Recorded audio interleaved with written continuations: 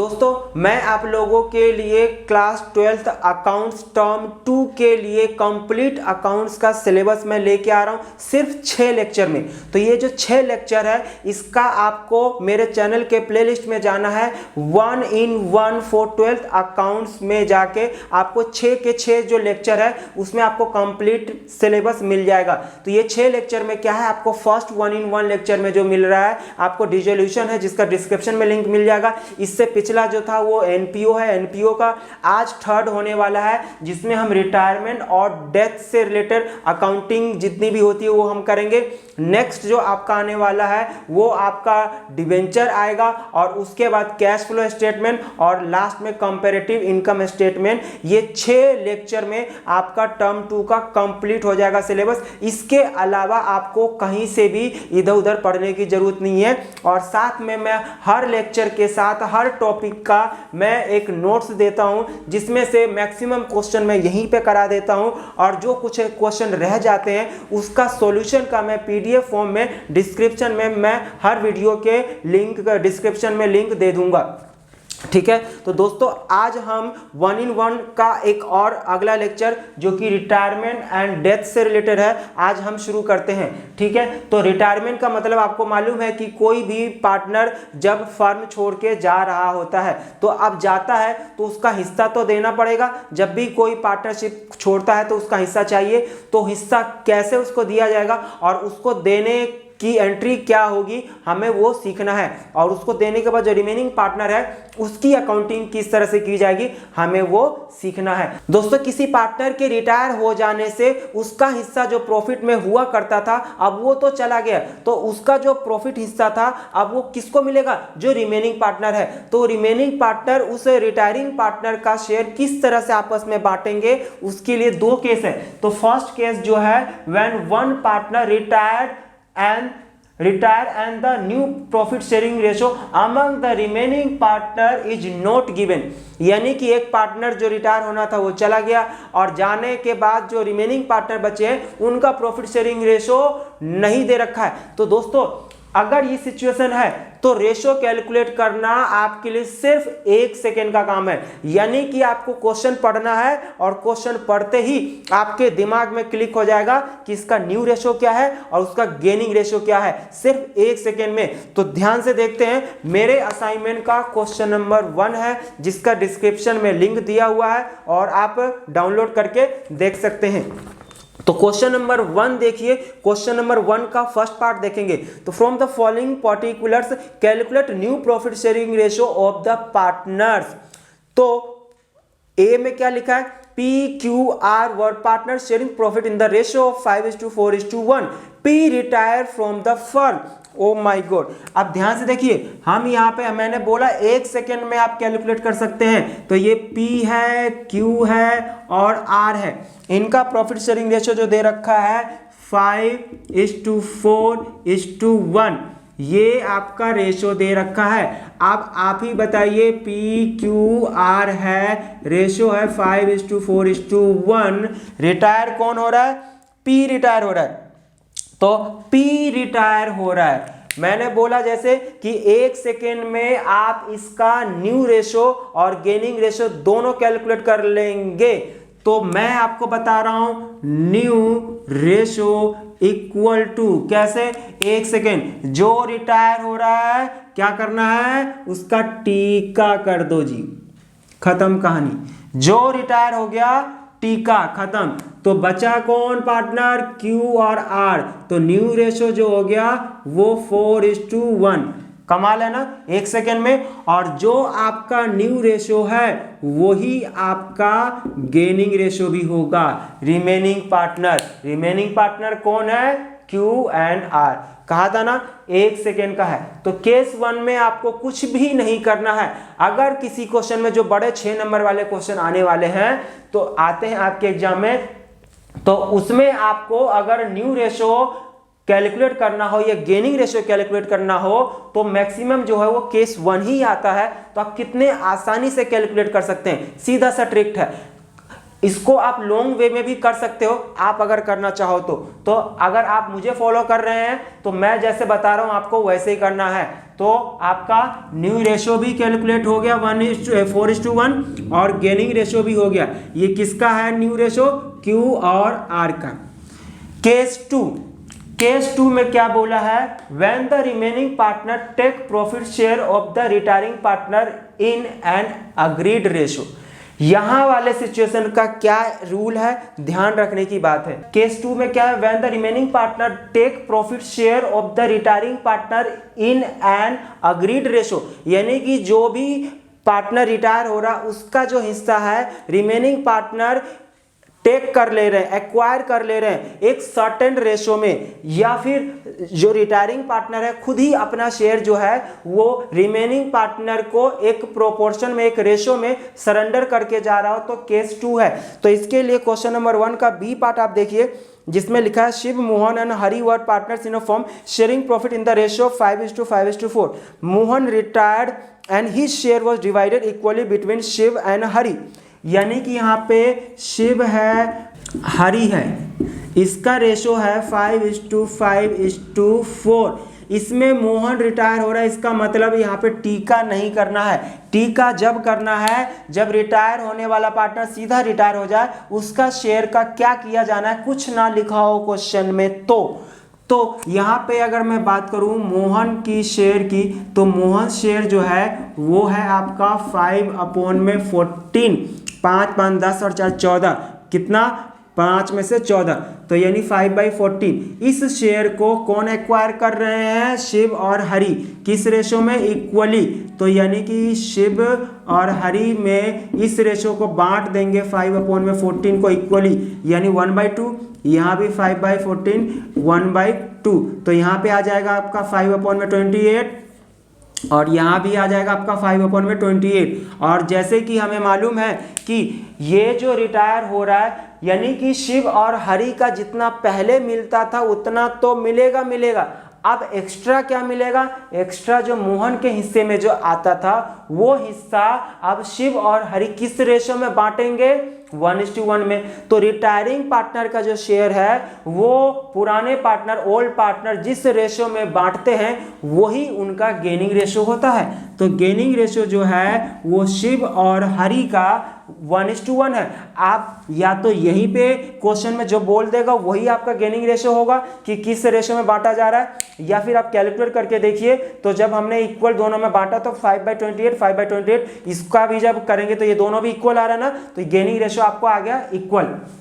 अब हमें इस क्वेश्चन में कैलकुलेट करना है न्यू रेशो। मेन खेल तो न्यू रेशो का है, तो न्यू रेशो जो हम कैलकुलेट करेंगे वो शिव का न्यू रेशो, तो शिव्स न्यू शेयर।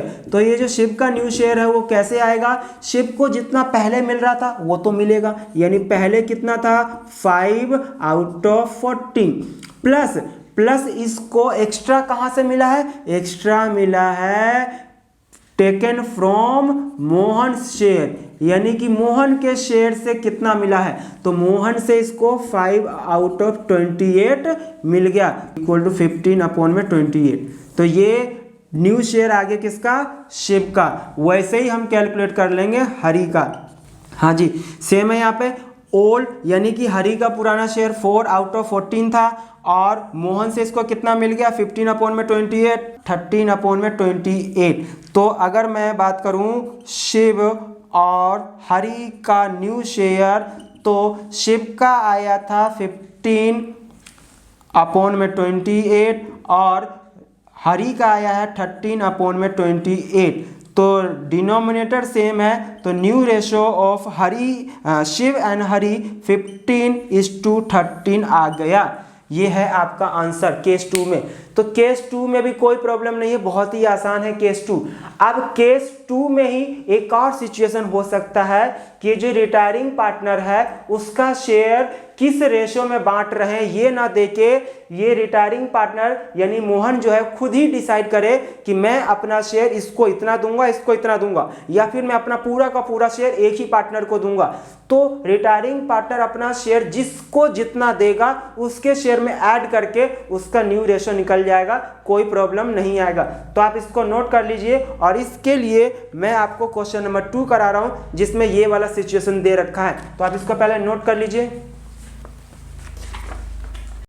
क्वेश्चन नंबर 2 हम कर रहे हैं, जल्दी से देखिए आप। क्वेश्चन नंबर 2 में K L and Z are partners sharing profits in the ratio of 4:3:2 respectively. यानी कि यहाँ पे के एल जेड की बात है। के अगर मैं एल की शेयर की बात करूं तो एल का जो शेयर है 3/9। तो ये एल जो है इस क्वेश्चन में बोला है कि मैं अपना शेयर जो है वो 1/9 जो है अपने शेयर का के को सरेंडर करके जा रहा हूं। तो इसका 1/9 क्या लिखा है क्वेश्चन में, ध्यान से देखने की जरूरत है। L surrender 1/9 of his share, 1/9 of his share in favour of K and remaining share to Z.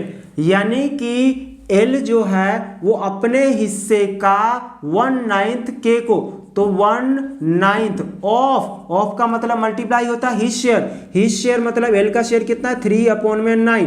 तो कितना आ गया आपका ये कैलकुलेशन करने पे 3/81। और रिमेनिंग शेयर, तो एक बात बताइए, ये टोटल 9 में से एक हिस्सा जो है वो के को देके गया है अपने हिस्से का, तो इसका मतलब 9 में से एक इसको दे दिया है, तो बचा कितना, 9 में से एक इधर चला गया, तो इसके लिए जो बचा है वो 8/9 बचा है।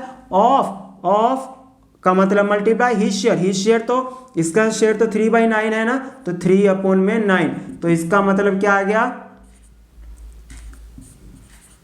ये आपका आ गया इन दोनों का, यानी कि एल अपने हिस्से का 3/81 जो है वो के को देके चला गया और 24/81 जो है वो जेड को देके चला गया। तो इनका गेनिंग रेशो जो है, gaining ratio of K and Z की बात करूं तो 3/81 एंड 24/81, यानी कि 3:24, या मैं ये कहूं 3:8। तो गेनिंग रेशो के और जेड का, क्योंकि जो रिटायर हो रहा है उससे जो भी रिमेनिंग पार्टनर को जो कुछ भी मिले वो उसके लिए गेन ही होगा, तो ये गेनिंग रेशो हो गया 1:1।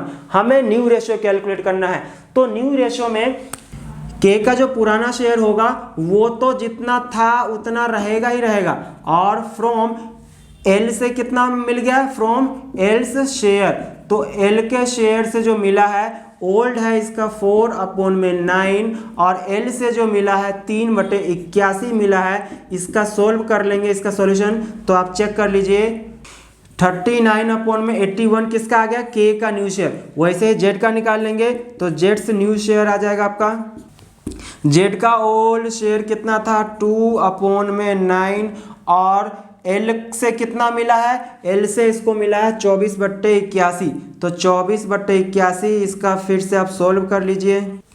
के का आपका आया था 39/81 और जेड का आया 42/81। डिनोमिनेटर सेम है तो रेशो आ गया 39:42। इसको छोटा करना चाहें तो कर सकते हैं, 3 के टेबल से दोनों डिवाइड हो जा रहा है, तो 3 1 जा 3, 3 3 जा 9, और ये 3 1 जा 3, 3 4 जा 12, यानी कि 13:14 जो है वो के और जेड का न्यू रेशो है। तो रिटायरमेंट का आप new ratio gaining ratio calculate करना सीख लिए। आप डायरेक्टली क्वेश्चन में अगर आपको गेनिंग रेशो कैलकुलेट करना हो तो कैसे करेंगे, बहुत आसानी से चुटकी बजाते ही गेनिंग रेशो हम कैलकुलेट कर लेंगे। आप पहले इसको नोट कर लीजिए, फिर मैं गेनिंग रेशो के लिए क्वेश्चन नंबर 3 बता रहा हूं। गेनिंग रेशो के लिए क्या है फॉर्मूला, अगर क्वेश्चन में आपको एक पार्टनर रिटायर होने से पहले जो ओल्ड रेशो होता है सारे पार्टनर का वो दे रखा हो, और जो रिटायर होने के बाद जो रिमेनिंग पार्टनर है उनका प्रॉफिट शेयरिंग रेशो दे रखा हो, तो फिर गेनिंग रेशो कैसे कैलकुलेट करें? तो गेनिंग रेशो का फॉर्मूला होगा न्यू रेशो माइनस ओल्ड, यानी जो आज के डेट में उनका शेयर है और उसमें से माइनस कर दो, पहले कितना था, तो इसको शॉर्ट में बोलेंगे जीनो। आपने इनो का नाम तो सुना ही है, तो इनो का एक बिछड़ा हुआ कुंभ के मेले में भाई है जिसका नाम है जीनो। तो gaining ratio for G, new मतलब एन, ओल्ड रेशो मतलब ओ, जीनो। आपको कई बार कंफ्यूजन हो जाता है कि गेनिंग रेशो का फॉर्मूला न्यू माइनस ओल्ड होता है या ओल्ड माइनस न्यू होता है, तो आपको दिमाग में क्या रखना है? जीनो। जीनो यानी कि G for gaining, N for new and old for O for old. ठीक है, तो क्वेश्चन नंबर 3 देखते हैं। क्वेश्चन नंबर 3 में लिखा है Arun, Varun and Charan were partner sharing profit in the ratio of 1/2, 3/10 and 1/5 respectively. तो ये जो इस क्वेश्चन में अरुण, वरुण और चरण, क्वेश्चन नंबर 3 अरुण, वरुण और चरण जो दे रखा है, इनका प्रॉफिट शेयरिंग रेशियो दे रखा है 1/2, 3/10 एंड 1/5। जब हम इसका डिनोमिनेटर यानी कि एलसीएम लेंगे तो एलसीएम में तीनों के नीचे 10 आ जाएगा और 2 से कितने बार में 5, 3, 1, तो इनका इसका मतलब जो रेशो है 5, 3:1 जो है ये ओल्ड रेशो दे रखा है तीनों पार्टनर में। आगे लिखा है Varun retired from the firm and Arun and Charan decided to share future profits in the ratio of 3:2. Calculate gaining ratio of Arun and Charan। यानी कि यहाँ पे आपको गेनिंग रेशियो कैलकुलेट करना है अरुण एंड चरण का। वरुण रिटायर हो जा रहा है तो इनका गेनिंग रेशियो, और न्यू रेशियो दे रखा है, न्यू रेशियो ऑफ अरुण और चरण का न्यू रेशियो आपका 3:2 दे रखा है, तो ये हो गया न्यू। आपको गेनिंग रेशियो कैलकुलेट करना है, तो गेनिंग रेशियो का फॉर्मूला सीधा जीनो, तो लगा दीजिए, यानी Arun gaining ratio, new ratio आपका अरुण का क्या है? अरुण का न्यू रेशियो है 3/5, माइनस क्या होगा? ओल्ड कितना है अरुण का? 5/9। तो आप सोल्व कर लीजिए इसको। अरुण गेनिंग रेशियो 3/5 माइनस क्या होगा इसका? ओल्ड रेशो, और ओल्ड रेशो में हमसे गलती हो गई थी कि चरण का शेयर जो है 1/5 है, इसका जब एलसीएम लेंगे तो आपका यहाँ पे आएगा 2/10। 5 से 10 2 बार में डिवाइड होगा और 2 से 1 को मल्टीप्लाई करेंगे तो 2 आएगा।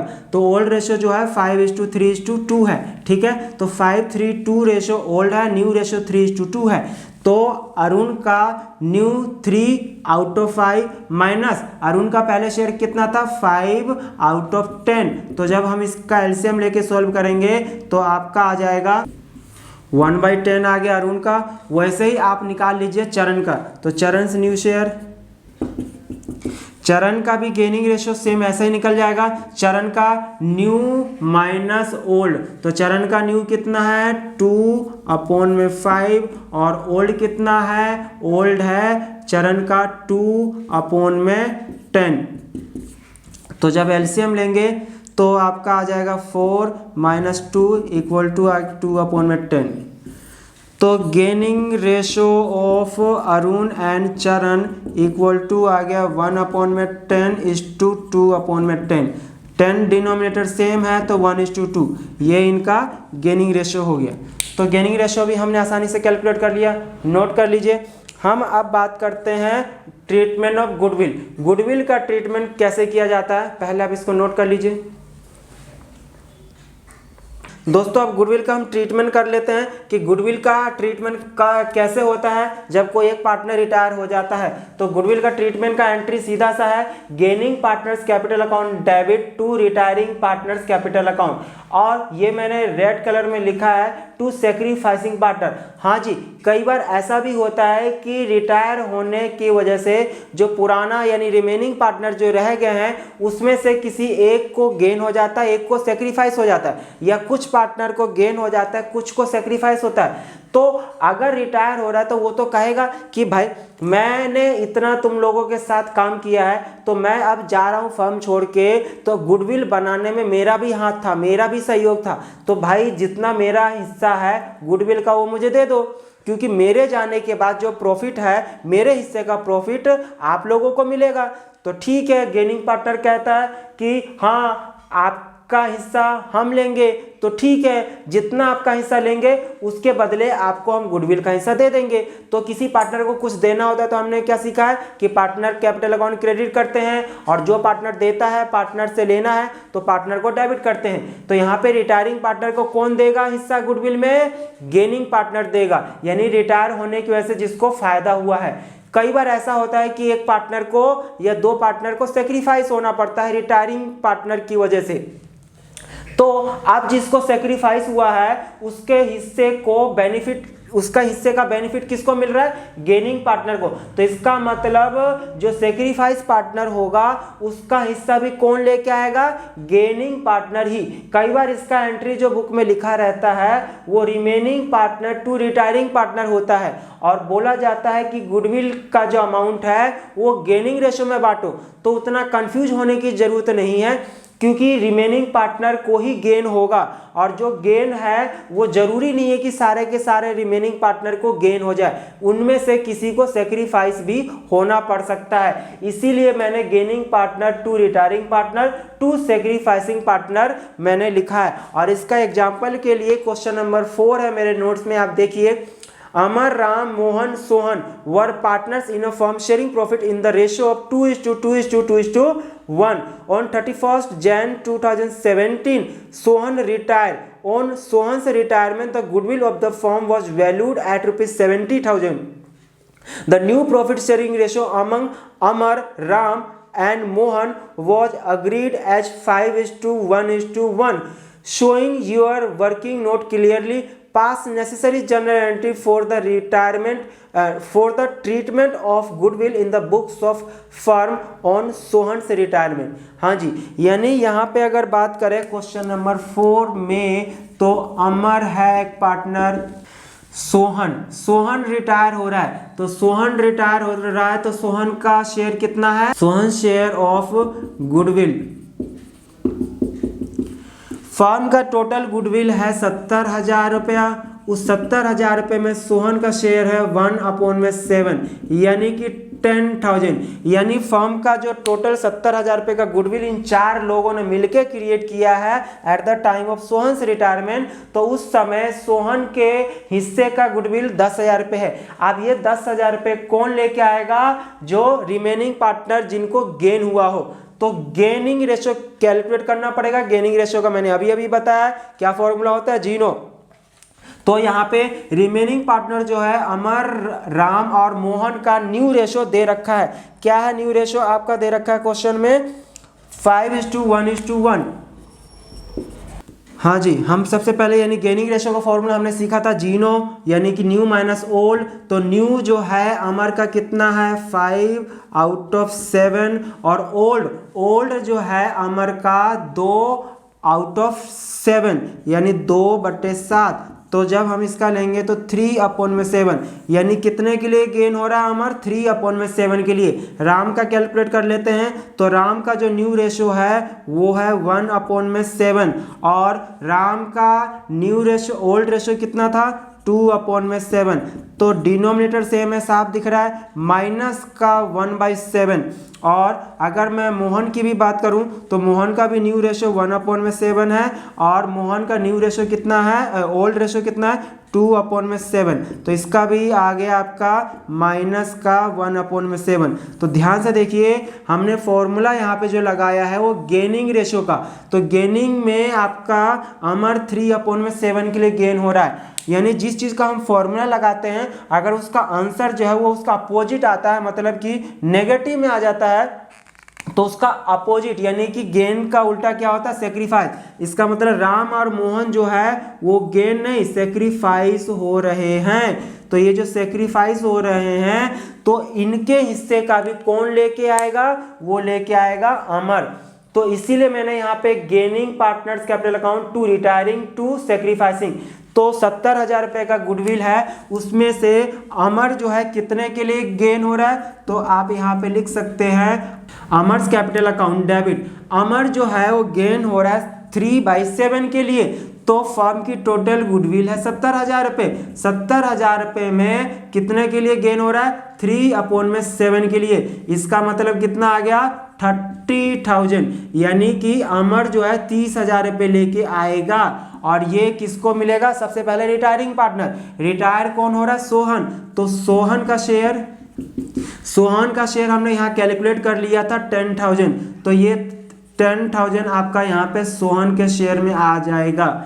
उसके बाद ये दो पार्टनर जो राम और मोहन है, ये भी सेक्रीफाइस हो रहा है ना, तो इसके हिस्से, सेक्रीफाइस के हिस्से का कौन लेके आएगा, अमर ही लेके आएगा। तो दे दिया जाएगा, दोनों को दे देते हैं, राम एंड मोहन को। राम और मोहन दोनों 1/7 के लिए सेक्रीफाइस हो रहे हैं, तो फर्म का टोटल गुडविल 70,000 है। इसका 1/7 अगर करता हूं तो 10,000 आएगा। इसका भी 70,000 के लिए 1/7 के लिए सेक्रीफाइस हो रहा है, तो इसका मतलब इसका भी 10,000, तो टोटल 30,000, यानी तीनों का मिला के 30,000 कौन लेके आ रहा है, अमर।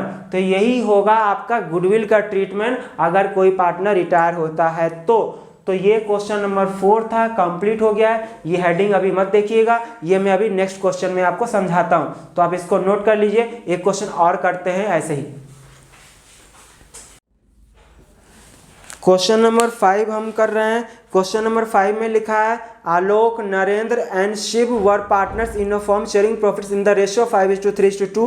Goodwill appeared at ₹90,000 and journal reserve at ₹50,000 in the books of the firm. Narendra decided to retire from the firm. On the date of his retirement, goodwill of the firm was valued at ₹2,40,000.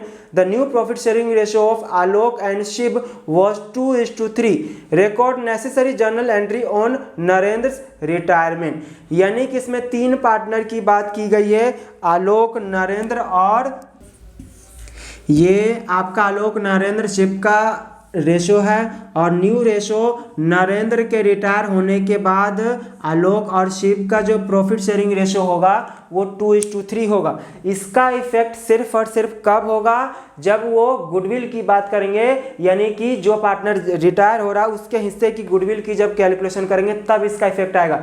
इससे पहले इस question में goodwill, एक और तरह का goodwill होता है जो दे रखा है ओल्ड गुडविल। मतलब हम गुडविल आपने सुने होंगे कि अपने बैलेंस शीट में जो है वो हम सिर्फ और सिर्फ कौन से गुडविल को रिकॉर्ड करते हैं, जो परचेज गुडविल होता है। तो परचेज गुडविल को ही हम बैलेंस शीट में रिकॉर्ड करते हैं और वो एक प्रकार से फर्म के लिए लॉस होता है। तो जब भी कोई पार्टनर रिटायर होता है या किसी पार्टनर का एडमिशन होता है या किसी पार्टनर की डेथ हो जाती है, तो जो वो ओल्ड गुडविल जो बैलेंस शीट में अपीयर है, सबसे पहले उस ओल्ड गुडविल को खत्म करना है, राइट ऑफ करना है।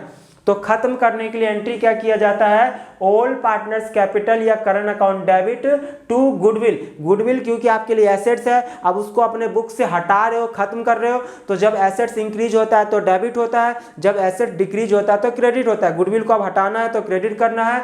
अब ये एक प्रकार से लॉस है, तो ये लॉस कौन बियर करेगा, ऑल पार्टनर। हमने सीखा था पार्टनर से कुछ लेना है तो डेबिट, देना है तो क्रेडिट करना है। तो यहाँ पे एक प्रकार से लॉस यानी कि बियर करेंगे पार्टनर, तो एक प्रकार से पार्टनर से हम पैसा ले रहे हैं। तो यहाँ पे 3 पार्टनर है, आलोक, नरेंद्र, शिव, तो उनसे हम पैसा लेंगे, गुडविल का चार्ज करेंगे। तो एंट्री क्या हो जाएगा आपका, ओल्ड पार्टनर यानी कि आलोक कैपिटल, ये आपका ओल्ड गुडविल राइट ऑफ हो गया। 90,000 था, 90,000 को ओल्ड रेशो में बांटना है, ओल्ड रेशो 5:3:2 है, तो यानी कि 10, तो आलोक के हिस्से में 45, इसके में 27, 28 हमने रेशो में बांट दिया। नेक्स्ट आपका जनरल रिजर्व दे रखा है। तो जनरल रिजर्व मतलब कि एक प्रकार से इनकम है, और इनकम यानी कि पार्टनर को कुछ देना है, पार्टनर को कुछ देना है तो पार्टनर को क्रेडिट करना है। तो पार्टनर को क्रेडिट करना है, जनरल रिजर्व खत्म करना है, तो जब इनकम खत्म करना है तो उसको डेबिट करेंगे। तो नेक्स्ट एंट्री जो होगी आपकी वो जनरल रिजर्व अकाउंट डेबिट, ये भी आपका कंप्लीट हो गया। 50,000 रुपये को जर्नलिज्म को बांट देंगे ऑल पार्टनर में, डिस्ट्रीब्यूट करना है तो नरेशन आप लिख सकते हैं journalism distributed in all partners in all ratio, तो 25 15 10 आ जाएगा जब 5:3:2 के रेशो में बांटेंगे। तो ये तो आपका वो हो गया जो आपके पुराने बैलेंस शीट में अपीयर होता है, चाहे कोई एसेट्स हो यानी कि गुडविल हो, या फिर कोई रिजर्व हो, चाहे प्रॉफिट एंड लॉस का बैलेंस हो, चाहे कोई लॉस हो। तो कोई भी चीज अगर गिवन है क्वेश्चन में तो रिटायरमेंट के समय में सभी पार्टनर में सबसे पहले वो या तो डिस्ट्रीब्यूट कर लो या उन पार्टनर से चार्ज कर लो, उसके बाद ही सबसे लास्ट में हम गुडविल का ट्रीटमेंट करेंगे। तो अब गुडविल की बारी आ गई है। फर्म की गुडविल जो है वो 2,40,000 रुपये है, और मैंने बताया कि गुडविल का ट्रीटमेंट कैसे होता है। Gaining partners capital account debit to retiring partner to sacrificing partner, ठीक है। ये गुडविल वो गुडविल है जो सेल्फ जनरेटेड होता है, यानी कि पार्टनर ने मिलके अपने बिजनेस का नेम एंड फेम रेपुटेशन बनाया है, और ये वो गुडविल है जब इन्होंने किसी और से ये फर्म को खरीदा होगा तो उस समय उन्होंने जो पेमेंट किया था। तो ये अलग है, ये अलग है। तो ध्यान देना कि जो अगर क्वेश्चन दोनों में पहचाने कैसे, तो हमेशा इसके लिए आपको क्वेश्चन में ये वर्ड यूज जरूर करेगा, या तो वो बैलेंस शीट बना के देगा और बैलेंस शीट में गुडविल शो करेगा एसेट साइड, या फिर अगर बैलेंस शीट नहीं बना के दे रखा है तो लिखा रहेगा ओल्ड गुडविल। अगर ओल्ड गुडविल भी नहीं लिखा है तो goodwill appear in the books of the firm, ये जरूर लिखा रहेगा। ये लिखा है इसका मतलब ओल्ड गुडविल है, और ओल्ड गुडविल है तो चाहे एडमिशन हो, रिटायरमेंट हो, डेथ हो, सभी पार्टनर में ओल्ड रेशियो में बांटेंगे। और जर्नल एंट्री सभी केस में एक ही होगा, old partners capital account debit to goodwill. और ये अलग है, ये सेल्फ जनरेटेड गुडविल है, इन्होंने अपने मेहनत से कमाया है, तो मेहनत के बदले में रिटायरिंग पार्टनर कहता है मुझे मेरा हिस्सा दे दो, तो दे देंगे, उसके जाने से जिसको गेन हो रहा है वो दे देगा। तो इसके लिए आपको क्या कैलकुलेट करना पड़ेगा, गेनिंग रेशियो कैलकुलेट करना पड़ेगा, और गेनिंग रेशियो के लिए आपको न्यू और ओल्ड दोनों की जरूरत पड़ेगी।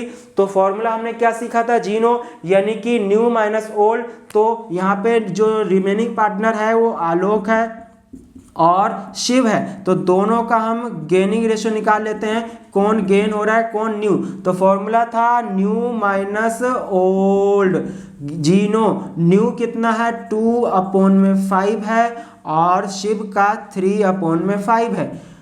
ओल्ड कितना था आलोक का 5/10, और अगर मैं शिव की बात करूं तो 2/10। तो जब इन दोनों का एलसीएम लेंगे तो आपका आ जाएगा 4 - 5, यानी माइनस का 1/10। जैसे ही माइनस में आ गया इसका मतलब ये सेक्रीफाइस हो रहा है। और दूसरे का अगर ये सेक्रीफाइस, दो ही पार्टनर रिमेनिंग रहते हैं, तो अगर एक सेक्रीफाइस हो रहा है तो दूसरा 100% जो है वो गेन ही होगा। ये आपका गेन हो गया, ठीक है। यानी कि ये जो गेन है ये सेक्रीफाइस पार्टनर और जो रिटायरिंग पार्टनर है दोनों का सम के बराबर आना चाहिए। तो देखिए अगर ध्यान से चेक करें तो 1/10 के लिए सेक्रीफाइस हो रहा कौन, आलोक, और जो रिटायर हो रहा नरेंद्र, नरेंद्र का शेयर कितना है 3/10। तो ये इसका सम करेंगे तो 4/10। तो देखिए 4/10 के लिए ही गेन हो रहा ना शिव, तो इसीलिए हमेशा जब भी अगर कोई गेन होता है तो जो रिटायरिंग पार्टनर है और जो सेक्रीफाइस उनका शेयर के बराबर होगा। तो थर्ड एंट्री हम गुडविल का ट्रीटमेंट कर लेते हैं। गेन इसमें सिर्फ शिव हो रहा है तो सिर्फ शिव्स कैपिटल अकाउंट डेबिट हो जाएगा, और क्रेडिट कौन हो जाएगा, रिटायरिंग पार्टनर। रिटायर में हो रहा है नरेंद्र और सेक्रीफाइस में हो रहा है शिव। फर्म की जो टोटल गुडविल है वो फर्म की 2,40,000 रुपये गुडविल है, तो 2,40,000 रुपये में कितने के लिए गेन हो रहा, 4/10 के लिए। रिटायरिंग पार्टनर नरेंद्र है तो 2,40,000 रुपये की गुडविल में उसका हिस्सा कितना है 3/10, और आलोक जो है उसका हिस्सा सेक्रीफाइस में जो है वो 1/10 है। तो हम कैलकुलेट कर लेंगे तो इसका आ जाएगा 24,000 रुपये, 96,000। तो ये आपका गुडविल का ट्रीटमेंट भी खत्म हो गया है, आप इसको बांट सकते हैं। तो अभी 5 तक के मैंने क्वेश्चन कंप्लीट करा दिया है। अब एक क्वेश्चन हिडन गुडविल की बात कर लेते हैं कि अगर क्वेश्चन में गुडविल ना दे रखा हो तो कैसे कैलकुलेट करें। तो आप पहले इसको नोट कर लीजिए। क्वेश्चन नंबर 6 देख ले रहे हैं हिडन गुडविल के लिए A B C are partner sharing profit in the ratio 4/9, 3/9, 2/9, यानी कि 4:3:2 रेशो दे रखा है। क्या रेशो दे रखा है? 4:3:2 दे रखा है आपका ए बी और सी के लिए। और आगे क्वेश्चन में लिखा हुआ है B retire and his capital after making adjustment for reserve and gain on revaluation stand at which 1,39,200, यानी कि सारे एडजस्टमेंट के बाद, यानी कि हमने कैपिटल अकाउंट बना लिया, रेवल्यूशन अकाउंट बना लिया, उसके बाद जो है बी रिटायर हो रहा है, उसके हिस्से का जो है 1,39,200 है। कितना है? 1,39,200। और आगे लिखा हुआ है, आगे लिखा है A and C agree to pay him ₹1,50,000 in full settlement of each claim, record necessary journal entry for the adjustment of goodwill if the new profit sharing ratio is decided at 5:3, यानी कि final settlement जो है ए और सी ने उनको कितना देने का वादा किया है? बी को 1,50,000 रुपये। तो एक बात बताइए कि बी जो रिटायर हो रहा है उसका सब कुछ कैलकुलेट करने के बाद जो है वो 1,39,200 शेयर हो रहा है, जबकि उसको फाइनल सेटलमेंट कितने रुपए में हो रहा है? 1,50,000 रुपये। देना इतना था, दे इतना रहे हैं। इसका मतलब जो एक्स्ट्रा दे रहे हैं वो गुडविल का, क्योंकि इसमें लिखा है कि रिवैल्यूएशन में सारा एडजस्टमेंट होने के बाद, और गुडविल का मालूम है ना कि रिवैल्यूएशन अकाउंट में कोई लेने देना नहीं होता है, तो इसका मतलब रिवैल्यूएशन कैपिटल सब कुछ सारे एडजस्टमेंट के बाद उसका हिस्सा इतना बनता है, देना पड़ रहा है 1,50,000 रुपये। तो इसका मतलब जो डिफरेंस आ रहा है 10,800 रुपये का, ये जो शेयर है बी का गुडविल है। बी के हिस्से का गुडविल 10,800 रुपये। और अगर आपको फर्म की टोटल गुडविल कैलकुलेट करनी है तो ये 10,800 जो है बी का कितने शेयर के लिए? 3/9 के लिए। तो इसका आप रेसिप्रोकल कर देंगे तो ये 10,800 जो है वो बी का हिस्सा कितने शेयर के लिए है? बी का शेयर है। और बी का जो शेयर है वो है 3/9 के लिए। तो आप सोचिए 9 में से 3 हिस्से के लिए 10,800 है, तो 9 यानी कि फर्म की टोटल प्रॉफिट जो है वो 9 रुपये है, तो उसमें से 3 के लिए इसको 10,800 मिल रहा है। तो अगर फर्म की टोटल गुडविल कैलकुलेट करनी हो तो कितना करेंगे? इसका रेसिप्रोकल कर देंगे 9/3। तो ये आपका फर्म का टोटल यानी कि हिडन गुडविल आ जाएगा। ये फर्म का 32,400 रुपये हिडन गुडविल आ गया है। अगर क्वेश्चन में फर्म की हिडन गुडविल कैलकुलेट करनी हो तो आप कर सकते हैं। इस क्वेश्चन में सिर्फ गुडविल का ट्रीटमेंट करना है। ये मैंने इसलिए करके बता दिया है कि कई बार रिटायर होने के बाद जो रिमेनिंग पार्टनर बचते हैं उनमें से किसी को सेक्रीफाइस हो जाता है, तो सेक्रीफाइस हो जाता है तो उसको उतना हिस्सा के लिए ही देना पड़ेगा जितना उसका शेयर है। तो जितना सेक्रीफाइस हो रहा है वो कैसे कैलकुलेट करेंगे? जब तक फर्म का टोटल गुडविल मालूम ना हो तब तक उसके हिस्से का सेक्रीफाइस हम कैलकुलेट नहीं कर सकते हैं, क्योंकि ये 10,800 जो है एक इंडिविजुअल रिटायरिंग पार्टनर का शेयर है।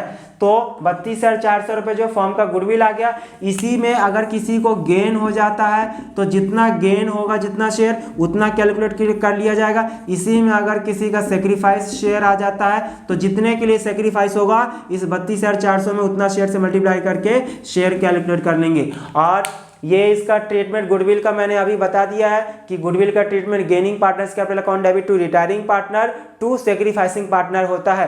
तो आपको इस क्वेश्चन में गेनिंग रेशियो निकाल लेना है और वो एंट्री कर लेना है, आप कर लेंगे।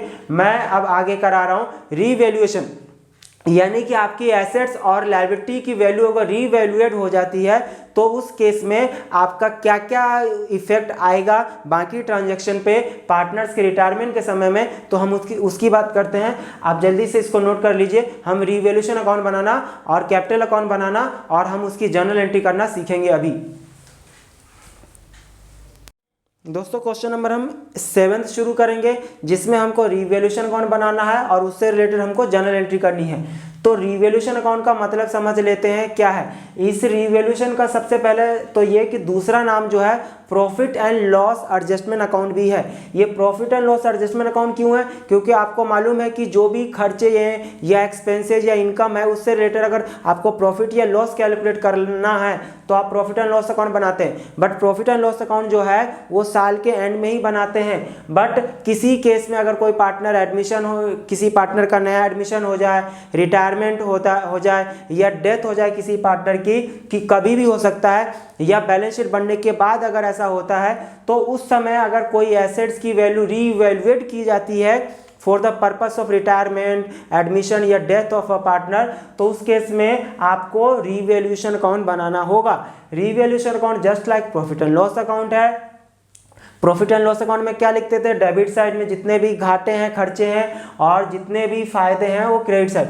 तो रीवैल्यूएशन जो कि एसेट्स और लायबिलिटी की वैल्यू रीवैल्यूएट करने से घाटा या फायदा हुआ, उसके लिए हम रीवैल्यूएशन अकाउंट बनाते हैं।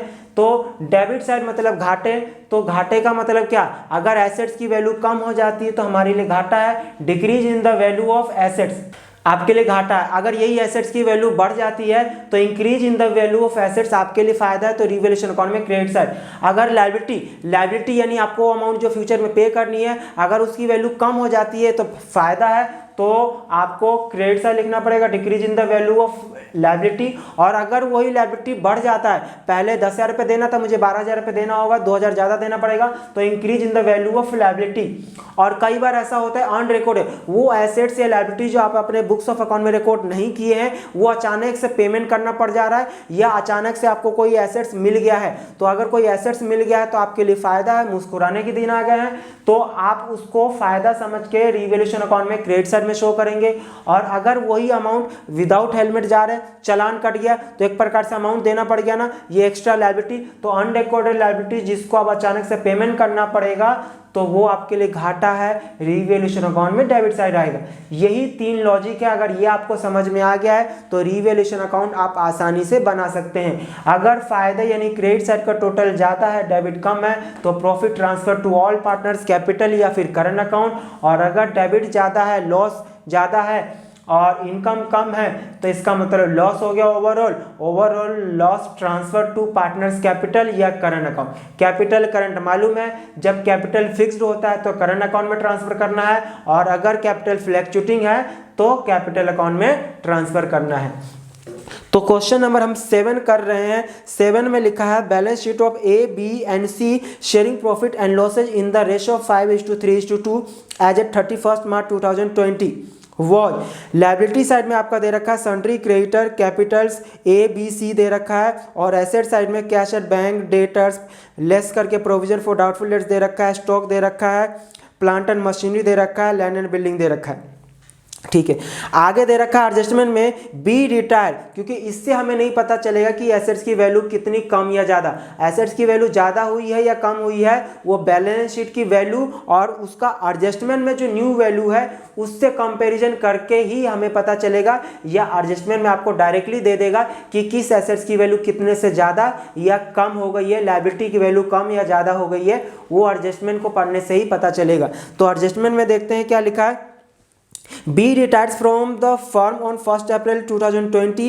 A and C decided to share future profit and loss in the ratio of 3:1. Following adjustment are agreed. यानी यहाँ पे सवाल ये है कि A, B, C 3 पार्टनर है, और जब A, B, C जब 3 पार्टनर थे तो उनका profit sharing ratio 5:3:2। A, B, C जब 3 पार्टनर थे तो इनका रेशो ये था। अब B चला गया तो रिटायर होने के बाद जो A और C का जो न्यू रेशो बचा है वो 3:1 है। अब आगे देखते हैं क्या बोला है। Debtor of ₹1,100 be written off as it is no longer receivable. Debtor का मुझे 1100 रुपये जो है वो मुझे मिलना था, अब वो नहीं मिलेगा, यानी कि नो लॉन्गर रिसीवेबल, अब नहीं मिलने वाला है। तो 1100 रुपये का मेरा घाटा है, बैड डेट्स हो गया, और बैड डेट्स मेरा कहाँ जाएगा, रीवैल्यूएशन अकाउंट में डेबिट साइड। बट क्वेश्चन में प्रोविजन फॉर डाउटफुल डेट्स दे रखा है, और जब प्रोविजन फॉर डाउटफुल डेट्स आपको क्वेश्चन में दे रखा हो तो जितना तक के आपने डाउटफुल में आप रिजर्व कर रखे हो उतना तक के तो आपको झटका नहीं लगने वाला। अगर उससे ज़्यादा नहीं मिलता है तो आपके लिए झटका की बात है। तो पहले से देखिए 800 रुपये आपने प्रोविजन बना रखे हैं, और झटका जो लग रहा है 1100 रुपये का नीचे लॉस हो रहा है, तो एक्चुअल में 1100 रुपये का आज के डेट में झटका नहीं लग रहा है। 1100 में 800 तो आपने पहले से प्रोविजन बना रखे, तो एक्स्ट्रा उम्मीद से कितना एक्स्ट्रा 300 रुपये। तो ये उम्मीद से एक्स्ट्रा जो है वो आपके लिए बैड डेट्स का काम करेगा, यानी कि लॉस। 1100 रुपये का टोटल झटका, जिसमें से 800 रुपये का पहले से प्रोविजन बना रखे थे, तो 300 रुपये का नया नया झटका लग गया। इसका जर्नल एंट्री भी इस क्वेश्चन में करना है, तो इसका जर्नल एंट्री भी साथ में कर लेते हैं। तो जर्नल एंट्री में बैड डेट्स, यानी कि अब आपका डेटर जो है वो कितने से कम हो गया, जितने से बैड डेट्स हो गया है। तो आपका डेटर कम हो गया, यानी एसेट्स डिक्रीज होता है तो क्रेडिट होता है, और बैड डेट्स हमारे लिए क्योंकि घाटा है तो घाटे को क्या करते हैं हमेशा, debit all expenses and losses. तो ये क्वेश्चन नंबर हम 7 कर रहे हैं, जिसका पहला जो इफेक्ट होगा, एंट्री होगा, क्या होगा, बैड डेट्स अकाउंट डेबिट पूरे 1100 रुपये से होगा बैड डेट्स टू डेटर, क्योंकि डेटर की वैल्यू जो है पूरे के पूरे 1100 रुपये से कम हो गई है, जितने से बैड डेट्स हो गया। हाँ, इसका एक और एंट्री हमें करना पड़ेगा। क्या एक और एंट्री करना पड़ेगा उसके लिए, क्योंकि इस बैड डेट्स को आपने किससे चार्ज किए हो, रीवैल्यूएशन अकाउंट से। तो इसका मतलब ये बैड डेट्स को खत्म करना है और इस लॉस को कहाँ पे ट्रांसफर कर देना है, रीवैल्यूएशन अकाउंट में। तो इसका मतलब जो सेकेंड एंट्री हो जाएगा आपका revaluation account debit, revaluation account debit to bad debts account हो जाएगा। बैड डेट्स आपका टोटल है 1100 रुपये। अब 1100 रुपये यानी कि डेटर में से कम हो गया, बैड डेट्स हो गया। 1100 रुपये में आपने प्रोविजन कितने का बना रखा है, 800 रुपये का। तो इसका मतलब 800 रुपये का इस 1100 में से आपने रिकवरी कर लिया, तो 300 रुपये जो एक्स्ट्रा लॉस हुआ है वही तो आपने रिवैल्यूएशन से चार्ज किए हो, तो इसीलिए 300 रुपये से रिवैल्यूएशन, और ये जो प्रोविजन आपने यहाँ माइनस करके दिखाया था उसको जर्नल एंट्री के थ्रू आपको दिखाना पड़ेगा। प्रोविजन फॉर डाउटफुल डेट्स कितना रुपये, 800 रुपये। ठीक है, तो ये इसका 2 जर्नल एंट्री होगा, ध्यान रखिएगा कंबाइन, ये कंबाइन होके ही यहाँ पे इतना आया था।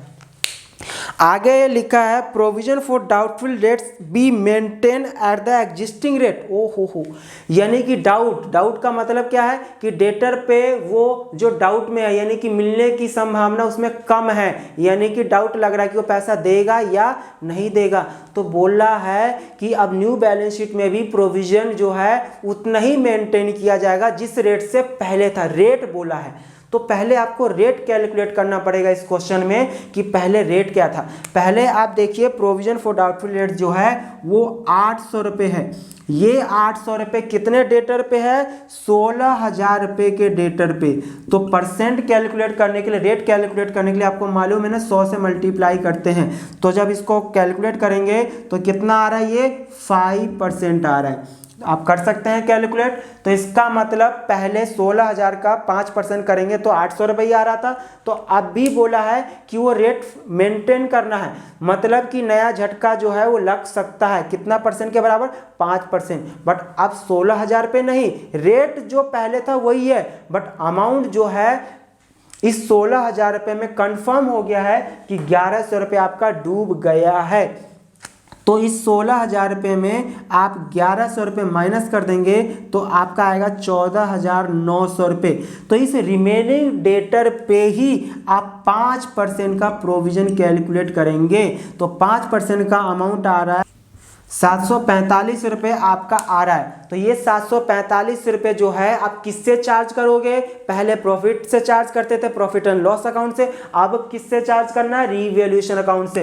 तो रीवैल्यूएशन अकाउंट में डेबिट साइड में आ जाएगा आपका प्रोविजन फॉर डाउटफुल डेट्स 745 रुपये, और इसका जर्नल एंट्री क्या हो जाएगा, रीवैल्यूएशन अकाउंट में डेबिट साइड है तो रीवैल्यूएशन अकाउंट, तो ये आपका revaluation to provision for doubtful debts हो गया।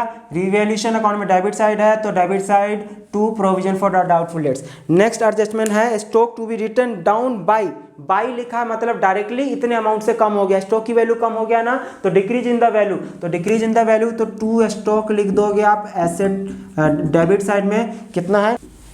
इसका हमने जर्नल एंट्री भी कंप्लीट कर लिया है। नेक्स्ट है आपका land and building be written by मतलब एक प्रकार से डेप्रिसिएशन है, कम है, बाई 11,000।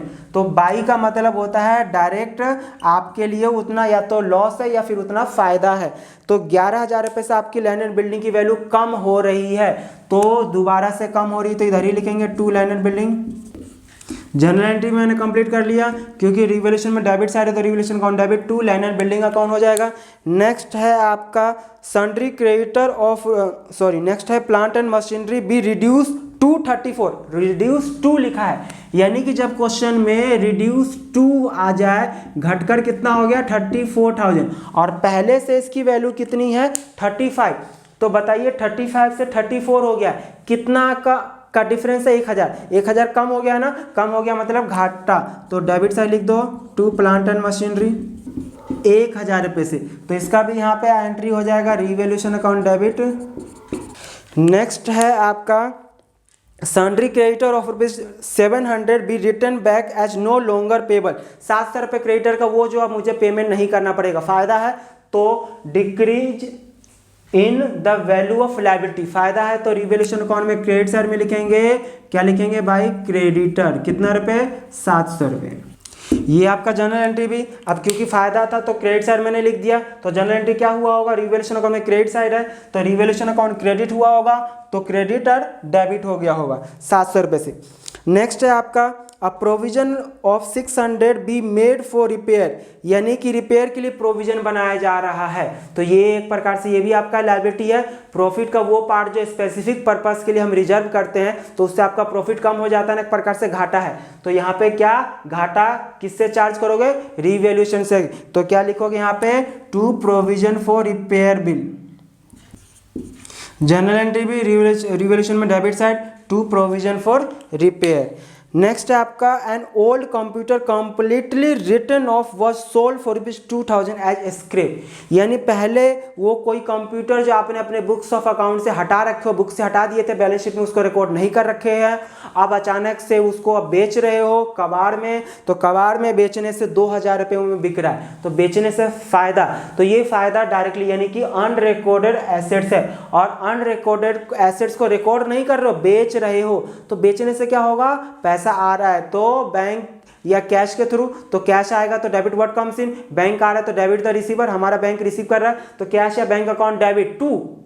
अब क्या कोई कुछ जा रहा है क्या, नहीं, क्योंकि आपने पहले से कुछ रिकॉर्ड किए ही नहीं थे, तो इसका मतलब पहले से कुछ रिकॉर्ड नहीं किया और उसको बेच के पैसा कमा रहे हो, तो मतलब फायदा है, तो बैंक अकाउंट डेबिट टू फायदा, फायदा का नाम क्या है यहाँ पे रिवॉल्यूशन अकाउंट, तो फायदा, तो यानी कि बैंक अकाउंट हो जाएगा डेबिट आपका और फायदे का नाम है रिवॉल्यूशन अकाउंट, तो रिवॉल्यूशन, यहाँ पे गलती से आप कंप्यूटर मत लिख देना कि बैंक अकाउंट कंप्यूटर बेच दिए हैं तो कंप्यूटर क्रेडिट हो जाएगा, कंप्यूटर यहाँ पे क्रेडिट जब ही होता है जब आप अपने books of account balance sheet में रिकॉर्ड किए होते, इसने साफ साफ बोला कि आपने रिकॉर्ड नहीं किया था, राइट ऑफ कर रखे हो, हटा रखे हो पहले से, तो इसका मतलब पूरा का पूरा जो है 2000 रुपये में बेच रहे हो, पूरा फायदा है, तो bank account debit to revolution, revolution credit हो रहा है तो क्रेडिट साइड में हम लिख देंगे यहाँ पे बाई बैंक, ना कि एसेट्स लिखेंगे क्योंकि हम यहाँ सेल कर रहे हैं 2000 रुपये में।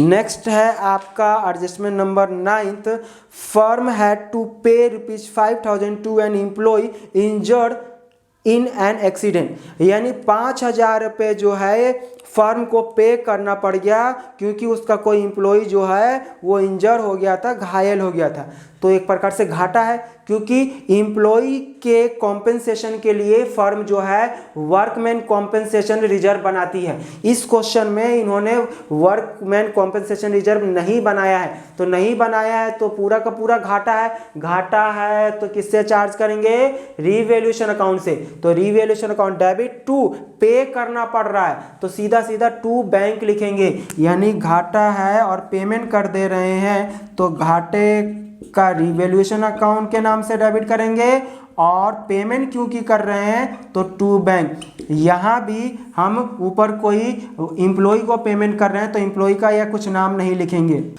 5000 रुपये आपका हो गया, तो ये घाटा है तो यहाँ भी लिख दोगे टू बैंक 5000 रुपये, कॉम्पेंसेशन ऑफ एम्प्लॉय।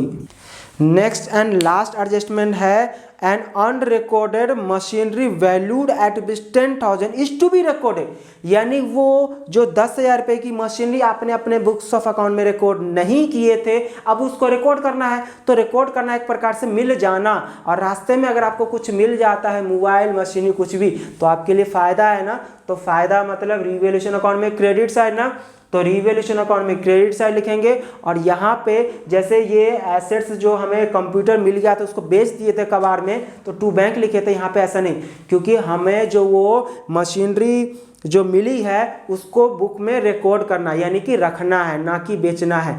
तो फ़ायदा है, तो फ़ायदे को हम किसके थ्रू शो करेंगे? रिवैल्यूएशन के थ्रू।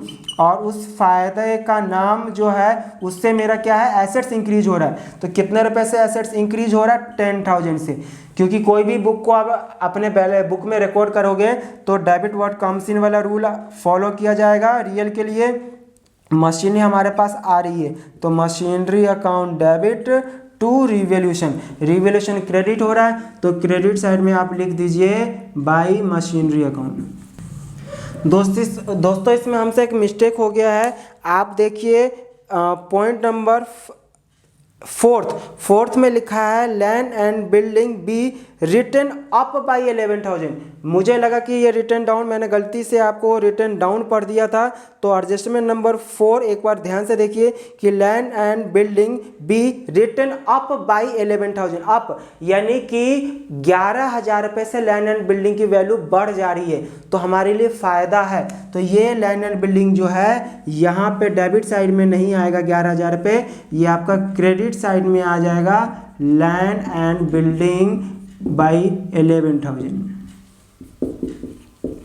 तो इसका जो हमने एडजस्टमेंट किया था ये उल्टा हो जाएगा। इसको आप क्या करेंगे? Land and building account debit to revaluation account. ये मिस्टेक हो गया था, अब इसको सही कर लीजिएगा। तो अब आप इसको टोटल करिए, कितना आ रहा है? ये आपका आ गया 5:3:2 के रेशो में। क्रेडिट साइड का टोटल करने पे 23,700, उसमें से आपने डेबिट का घटा दिए तो 15,000 रुपये। इसको 5:3:2 के रेशो में सभी पार्टनर में बांट देंगे तो 7,500, 4,500, 3,000 रुपये आ जाएगा। अब इसका जनरल एंट्री भी करेंगे तो जनरल एंट्री में क्या हो जाएगा? यहाँ स्पेस नहीं है तो मैं बता दे रहा हूँ। रिवैल्यूएशन अकाउंट में डेबिट साइड है तो revaluation account debit to A's capital account, to B's capital account, to C capital account, आप इसको कर लीजिएगा। तो ये आपका एक नॉर्मल रिवैल्यूएशन का हमने रिवैल्यूएशन अकाउंट और जनरल एंट्री हमने सीख लिया है। अब रिवैल्यूएशन का एक क्वेश्चन और करते हैं जिसमें पार्टनर्स कैपिटल अकाउंट बनाना भी सीखेंगे, और जब वो पार्टनर रिटायर होगा तो उससे रिलेटेड गुडविल का ट्रीटमेंट भी हम सीखेंगे। तो आप इसको नोट कर लीजिए। इसके बाद हम एक और 2 क्वेश्चन और करते हैं, 1-2 क्वेश्चन। अब हम क्वेश्चन नंबर 9 शुरू कर रहे हैं जिसमें हमको revaluation account, partners capital account और बैलेंस शीट बनाना होगा after retirement of a partner. तो क्वेश्चन नंबर 9 है, Kavya, Manya, Navita were partners sharing profits as 50%, 30%, 20%। इसका मतलब 5:3:2 रेशो हो गया respectively. On 31 March 2016 their balance sheet stood as follow. क्या क्या बैलेंस शीट में दे रखा है? लायबिलिटी साइड में दे रखा है क्रेडिटर है, जनरल रिजर्व है, कैपिटल दे रखा है काव्या, मान्या, नविता का, फिक्स्ड एसेट्स में दे रखा है, इन्वेस्टमेंट दे रखा है, स्टॉक दे रखा है, डेटर दे रखा है, प्रोविजन आपका 30,000 माइनस का रखा, बैंक का बैलेंस दे रखा है। On the above date Kavya retired and Manya and Navita agreed to continue the business on the following terms. Adjustment पढ़ लेते हैं, उसके बाद देखते हैं कि इस क्वेश्चन में करना क्या है। Firm's goodwill was valued at ₹60,000 and it was decided to adjust Kavya share of profit, Kavya share of goodwill in the capital account of continuing partner. There was a claim for workman compensation to the extent of ₹4,000। Investment were revalued at ₹2,13,000.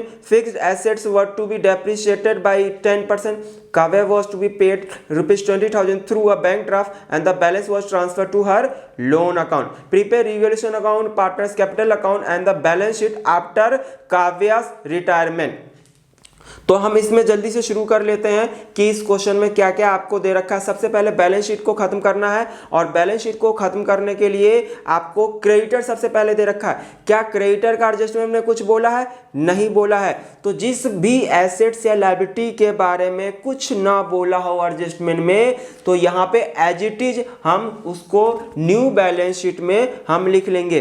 तो creditor आपका 1,40,000 रुपये दे रखा है, तो new balance sheet में आपका आ जाएगा creditor 1,40,000।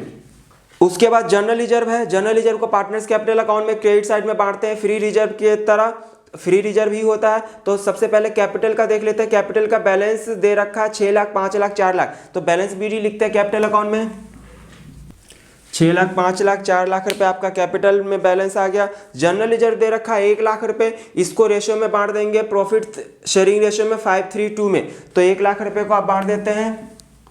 General reserve भी 5:3:2 रेशियो में बट गया है, तो यानी लायबिलिटी साइड पूरा खत्म हो गया है। अब हम एसेट साइड में देख लेते हैं। तो ये एडजस्टमेंट नंबर बी, अब एडजस्टमेंट पहले कर लेते हैं। There was a claim for workman compensation to the extent of ₹4,000। यानी जो वर्कमैन कॉम्पेंसेशन, इसके लिए कंडीशन होता है, अगर आपको बैलेंस शीट में दिया होता वर्कमैन कॉम्पेंसेशन रिजर्व तो कंपैरिजन करते। सपोज इसमें 4,000 रुपये का क्लेम है, एडजस्टमेंट में क्या लिखा है कि 4,000 रुपये का क्लेम है, तो जितने का क्लेम है आपके लिए एक प्रकार से नुकसान है, घाटा है, और जो भी घाटा होता है वो रिवैल्यूएशन अकाउंट में डेबिट साइड पर जाता है। अगर इसका कोई पहले से फर्म जो है रिजर्व मेंटेन करती, फंड मेंटेन करती, तो फिर उससे कंपैरिजन करते। तो अगर सपोज यहाँ पे ये 5,000 रुपीज होता तो आपका लॉस कितना हो रहा है? 4,000। तो ये 4,000 का लॉस किससे रिकवरी कर लेते? वर्कमैन कॉम्पेंसेशन रिजर्व से। तो इसका मतलब रिवैल्यूएशन में इसका इफेक्ट क्या आ जाता? नील आ जाता, क्योंकि आपका 4,000 घाटा है, 5,000 रुपये आपने रिजर्व कर रखे, तो इसी से एडजस्ट हो गया। नो लॉस, नो घाटा, ठीक है। और 1,000 रुपये अभी भी यहाँ बच गया, तो 1,000 जो फायदा बच गया उसको पार्टनर्स कैपिटल अकाउंट में क्रेडिट साइड में बांट देंगे। ये हो गया केस 1 का ट्रीटमेंट। अगर ये 5,000 की जगह यहाँ पे 4,000 होता, तो 4,000 रिजर्व में था, 4,000 ही आपका क्लेम आया है, तो आपका ये रिजर्व में से क्लेम माइनस कर देंगे, तो आपका सेटलमेंट खत्म हो गया। ना ही एक्स्ट्रा कोई फायदा, ना ही एक्स्ट्रा कोई घाटा है, तो ना ही रिवैल्यूएशन अकाउंट में आएगा, ना पार्टनर्स कैपिटल अकाउंट में, कहीं पे नहीं आएगा, ठीक है। ये 4,000 रुपये का जो क्लेम है अब सिर्फ और सिर्फ क्लोजिंग बैलेंस शीट में लायबिलिटी साइड, मतलब क्लोजिंग बैलेंस शीट मतलब आफ्टर रिटायरमेंट ऑफ काव्या जो है उसमें जितने रुपए का क्लेम है उतने रुपए आएगा, चाहे इससे ज़्यादा हो, चाहे उससे कम हो, या उसके बराबर हो। अगर यहाँ पे 3,000 रुपये आता, तो जैसे क्लेम एक लायबिलिटी होता है जो फ्यूचर में पे करना है, तो 4,000 रुपये मुझे पे करना है। जितने का क्लेम आ जाएगा बैलेंस शीट में मैं लायबिलिटी साइड लिख दूंगा वर्कमैन कॉम्पेंसेशन क्लेम, 4,000 रुपये लिख दूंगा। अब यहाँ पे देखो पहले से वह आपका बैलेंस शीट में रिजर्व दे रखा है ना वर्कमैन कॉम्पेंसेशन के लिए 3,000 है, तो 3,000 रिजर्व है, आपका 4,000 रुपये क्लेम है, मतलब कि क्लेम 1,000 से ज़्यादा है। तो जितना ज़्यादा हो गया है वो आपके लिए घाटा है, तो रिवैल्यूएशन अकाउंट में 1,000 रुपये आपका चला जाएगा टू वर्कमैन कॉम्पेंसेशन क्लेम के नाम से। पर इस क्वेश्चन में ये भी नहीं दे रखा है ही नहीं क्लेम, मतलब रिजर्व है ही नहीं, तो सीधा सीधा क्लेम है, जितना क्लेम सीधा रिवैल्यूएशन में डेबिट साइड और बैलेंस शीट में लायबिलिटी साइड। तो आप एंट्री कर देंगे क्लेम फॉर, ये आपका कंप्लीट हो गया। नेक्स्ट एडजस्टमेंट जो है आपका इन्वेस्टमेंट व रीवैल्यूएट एट रुपीज 2,13,000। इन्वेस्टमेंट की वैल्यू जो है रीवैल्यूएट हो गई है।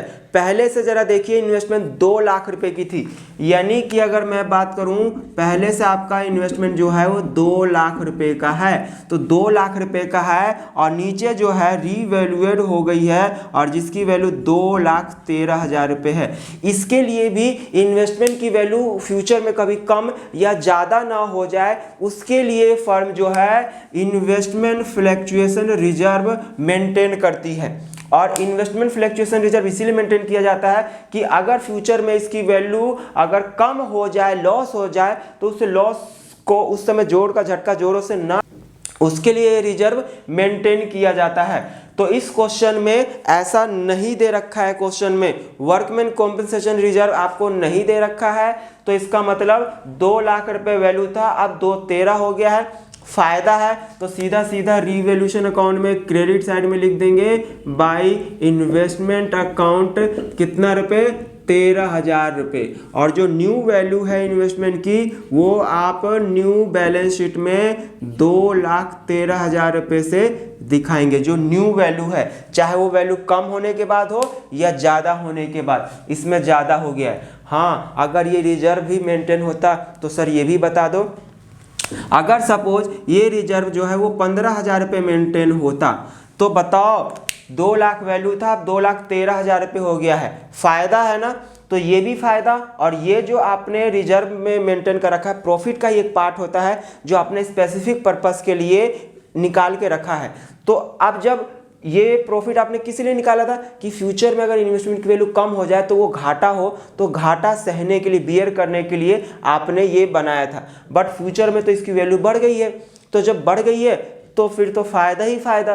तो ये 13,000 रुपये फायदा है तो रिवैल्यूएशन अकाउंट में क्रेडिट साइड में चला जाएगा, और ये 15,000 रुपये भी फायदा है तो ये 15,000 रुपये पार्टनर्स कैपिटल अकाउंट में क्रेडिट साइड में बाय इन्वेस्टमेंट फ्लक्चुएशन रिजर्व के नाम से ओल्ड रेशियो में सभी पार्टनर में बांट देंगे।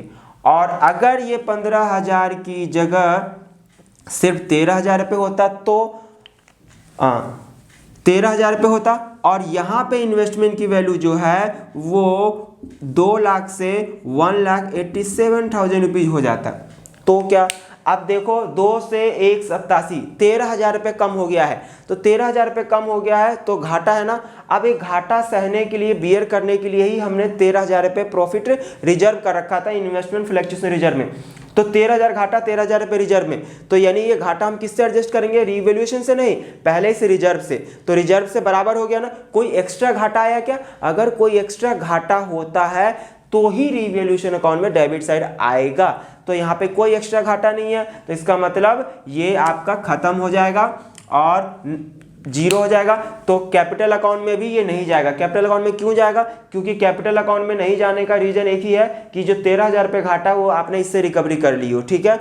अच्छा, अगर ये 13,000 की जगह अगर 15,000 रुपये होता तो अब देखो घाटा 13,000 रुपये का है ना, तो इसका मतलब अभी भी रिजर्व में 15,000 रुपये, तो 15 में से 13 घटा देंगे तो 2,000 रुपये रिजर्व में बच जाएगा। और ये 2,000 रुपये फायदा है पार्टनर्स के लिए, तो पार्टनर्स कैपिटल अकाउंट में क्रेडिट साइड में 2,000 रुपये को ओल्ड प्रॉफिट शेयरिंग रेशियो में बांट देंगे सभी पार्टनर में, ठीक है। तो ये इन्वेस्टमेंट फ्लक्चुएशन का जो अलग अलग ट्रीटमेंट हो सकता है वो मैंने आपको ऑरली बता दिया है। मैं सोचता हूँ कि आपको समझ में आ गया होगा।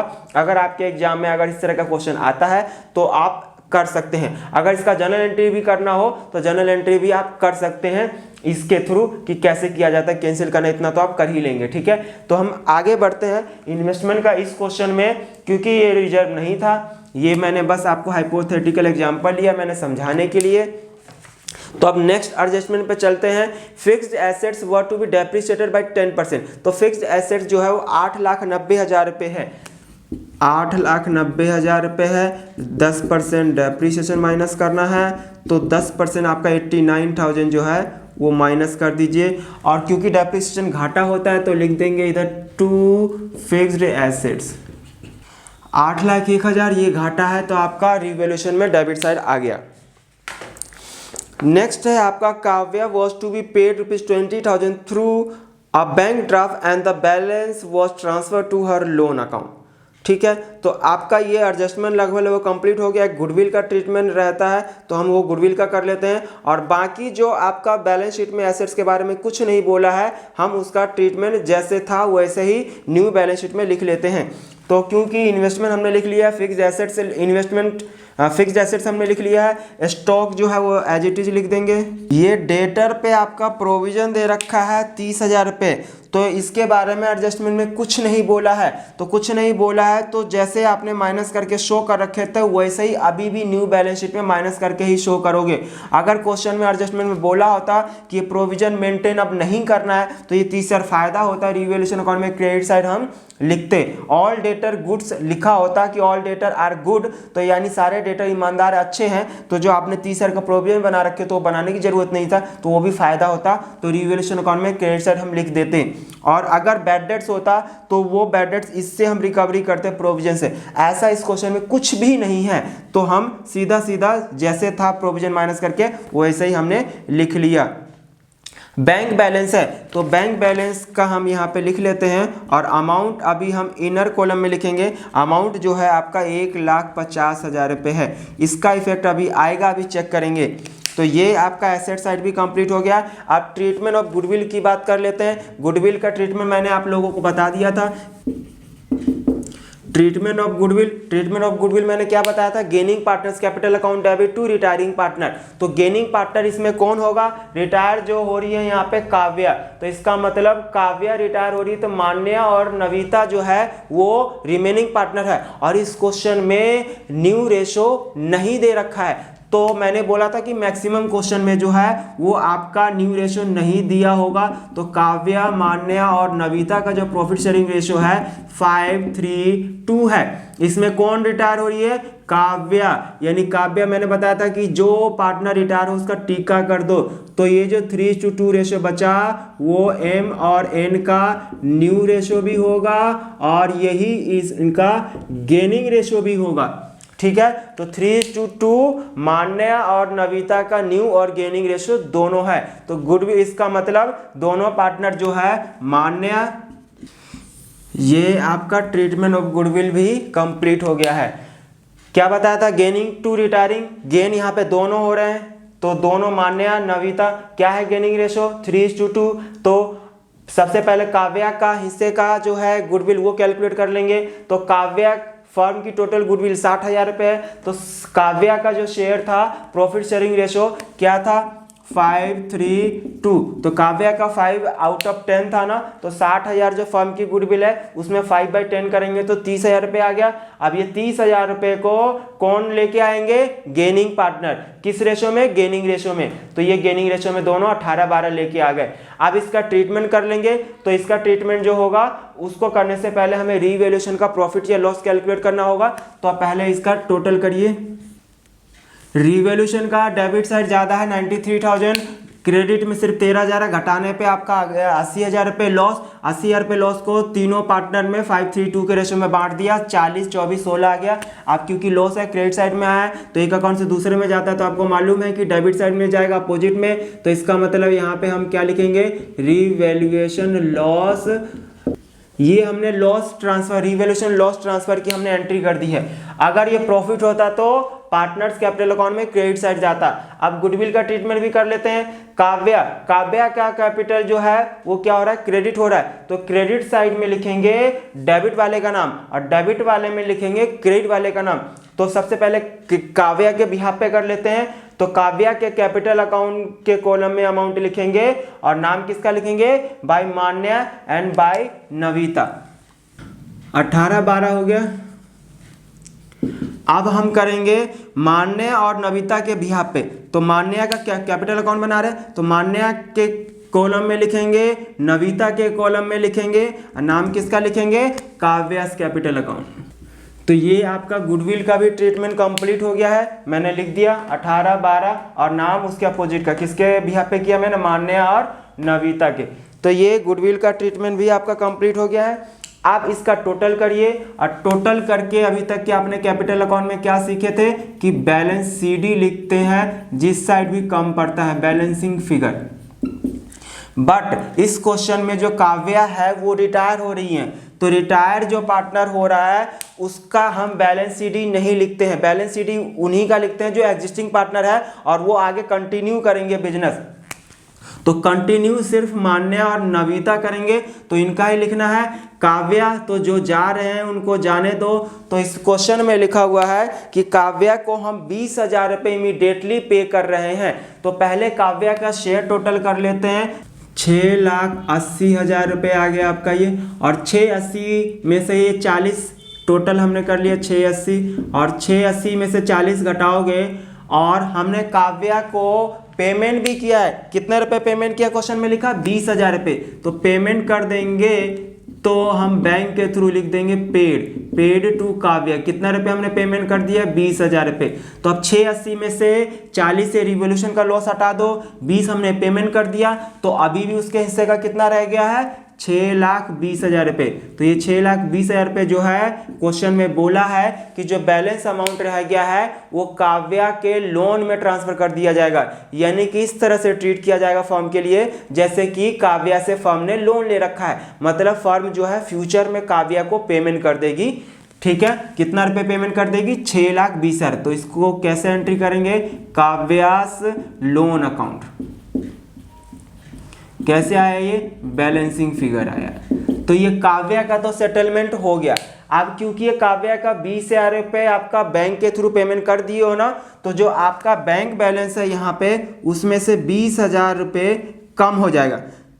तो 1,50,000 में से 20 कम हो जाएगा, तो आपका यहाँ बचेगा बैंक बैलेंस 1,30,000 रुपये। और आपका ये 6,20 आपने लोन में ट्रांसफर कर दिए हो, तो लोन फर्म के लिए अब लायबिलिटी बन गया ना, तो ये लोन में ट्रांसफर यानी कि लायबिलिटी साइड लिख दोगे 6,20,000 रुपये। ठीक है, अब हम बैलेंस सीडी कैलकुलेट कर लेते हैं बाकी पार्टनर का। इसका मान्य का 5,30 है, ये आ गया। मान्य का टोटल किया 5,30 में से घटा दिया तो 4,80 आ गया। नविता का 4,20 में से 16,12 घटा दिया तो 3,92। अब ये कैपिटल का बैलेंस है, तो ये क्लोजिंग जो बैलेंस शीट है उसमें दोनों का कैपिटल चला जाएगा। तो कैपिटल आप लिख दीजिए। दोस्तों ये स्टॉक की वैल्यू 2 लाख रुपए गलती से वो इन्वेस्टमेंट वाला लिख गया था। स्टॉक की वैल्यू आपका देखिए नोट्स में 1,30,000 है, तो इसका भी टोटल करेंगे तो आपका 16,44,000 रुपये आ गया। हमने क्या किया? कैपिटल अकाउंट का जो बैलेंस शीट दिया है मैंने यहाँ पोस्ट कर दिया, 8,80,000 आ गया। हमने टोटल किया 16,44,000। आपका बैलेंस शीट टैली हो गया। तो इसी तरह से आप रिटायरमेंट का कोई भी क्वेश्चन, जो पिछला क्वेश्चन था उसमें बहुत सारे 10 एडजस्टमेंट थे, तो वो 10 एडजस्टमेंट के थ्रू आप रिवैल्यूएशन अकाउंट आप आसानी से बना सकते हो। अब मैंने इस क्वेश्चन में पार्टनर्स कैपिटल अकाउंट भी बनाना सिखा दिया, बैलेंस शीट भी बनाना सिखा दिया। ठीक है, आप इसका जर्नल एंट्री भी कर सकते हो। पिछले क्वेश्चन में मैंने जर्नल एंट्री बता दिया था, तो जर्नल एंट्री आप आसानी से अगर क्वेश्चन में अगर कभी आ जाए एग्जाम में आपको करने के लिए, तो इस लेजर के थ्रू कर सकते हैं। जैसे कि जर्नल एंट्री हमको उन्हीं का करना होगा जो एडजस्टमेंट में जिसका इन्फॉर्मेशन दे रखा हो। जिसका एडजस्टमेंट में कोई इन्फॉर्मेशन नहीं दे रखा उसका हम जर्नल एंट्री नहीं करेंगे। जैसे कि एक एंट्री तो जर्नल एंट्री कंफर्म ये होगा ही होगा, और कोई भी एसेट्स या लायबिलिटी की वैल्यू रीवैल्यूएड होती है तो उसकी भी जर्नल एंट्री होगी। जैसे कि इन्वेस्टमेंट की एंट्री होगी, कॉम्पेंसेशन और फिक्स्ड एसेट्स की एंट्री होगी, और ट्रीटमेंट ऑफ गुडविल होगा। बस इतना एंट्री होगा। और आपका इस क्वेश्चन में अगर जो पार्टनर कोई रिटायर हो रहा है तो उसका पेमेंट कर रहे हो तो पेमेंट करने की भी एंट्री की जाएगी, और उसके लोन अकाउंट में ट्रांसफर करने की भी एंट्री की जाएगी। अगर मैं इसका एंट्री अगर बताऊं तो क्या होगा? पार्टनर्स कैपिटल अकाउंट में डेबिट साइड है ना, किसका है? काव्या। तो Kavya's capital account debit to bank हुआ होगा 20,000 रुपये, और इसका एंट्री क्या हुआ होगा? Kavya's capital account debit to Kavya's loan account. Capital को लोन में ट्रांसफर कर दिया गया। ठीक है, तो बस इतना ही जर्नल एंट्री इस क्वेश्चन में है। अगर आप करना चाहे तो कर सकते हैं। तो दोस्तों अब जो है नेक्स्ट टॉपिक डेथ है, जल्दी से आप इसको नोट कर लीजिए, फिर हम डेथ से रिलेटेड ट्रीटमेंट हम सीख लेते हैं। ठीक है दोस्तों, अब हम बात कर लेते हैं डेथ ऑफ अ पार्टनर। अगर कोई पार्टनर, किसी पार्टनर की डेथ हो जाती है किसी भी समय में ड्यूरिंग द ईयर, तो उस समय किस तरह का ट्रीटमेंट किया जाता है? वैसे तो इसका सेम टू सेम वैसे ही ट्रीटमेंट किया जाता है जैसे कि आपने रिटायरमेंट का सीखा है। रिटायरमेंट में जैसे रिमेनिंग पार्टनर का new profit sharing ratio calculate किया करते थे वैसे इसमें भी करेंगे। उसमें जैसे गेनिंग रेशियो कैलकुलेट करते थे वैसे इसमें भी करेंगे। गुडविल का ट्रीटमेंट जैसे उसमें करते थे रिटायरमेंट में, जो अभी अभी हमने सीखा है, इसमें भी सेम टू सेम गुडविल का ट्रीटमेंट भी सेम करेंगे। चेंज बस सिर्फ एक चीज का आएगा, वो आएगा प्रॉफिट ऑफ डिसीज पार्टनर, क्योंकि जो डेथ है वो कभी भी हो सकता है, और रिटायरमेंट जो हमने अभी सीखा था वो at the end of year या in the beginning of year कोई पार्टनर रिटायर होता है तो उसका ट्रीटमेंट हमने सीखा था। अगर ड्यूरिंग द ईयर, साल के बीच में अगर कोई पार्टनर रिटायर होता है तो उसका ट्रीटमेंट जो है वो भी ऐसे ही होगा जैसे कि डिसीज पार्टनर का प्रॉफिट शेयरिंग डिसीज पार्टनर का जो प्रॉफिट कैलकुलेशन होगा वैसे ही होगा रिटायरमेंट का। पर जो आपके सिलेबस में है वो ड्यूरिंग द ईयर जो रिटायरमेंट का है वो आपके में नहीं है। या तो कोई भी पार्टनर जो है वो बिगिनिंग में रिटायर होगा या eight the end of year जब फाइनेंशियल स्टेटमेंट बन जाएगा उसी समय रिटायर होगा। पर डेथ का सिलेबस में ऐसा है क्योंकि डेथ जो है किसी पार्टनर का जो है वो कभी भी हो सकता है ड्यूरिंग द ईयर। तो अब प्रॉफिट जो है ड्यूरिंग द ईयर, सपोज हमने फाइनेंशियल स्टेटमेंट यानी कि फाइनल अकाउंट बैलेंस शीट बना लिया था 31 मार्च को और 2 महीने बाद ही किसी पार्टनर की डेथ हो जाती है, तो 2 महीने तक तो उसने फर्म में पार्टनर था ना, तो 2 महीने के लिए उसका प्रॉफिट में हिस्सा चाहिए ना। तो बस वही प्रॉफिट की बात इसमें एक नया है, इसके अलावा सब कुछ रिटायरमेंट के जैसा ही है। तो मैं सबसे पहले डिसीज पार्टनर का प्रॉफिट कैलकुलेट करना सिखा रहा हूं और उसकी जर्नल एंट्री कैसे होगी, बस ये हमें एक नया सीखना है। तो जल्दी से क्वेश्चन नंबर आप 10 देख सकते हैं जिसमें लिखा है दिनकर, नविता एंड वानी वर partners sharing profit and loss in the ratio of 3:2:1। Navita died on 30th June 2017.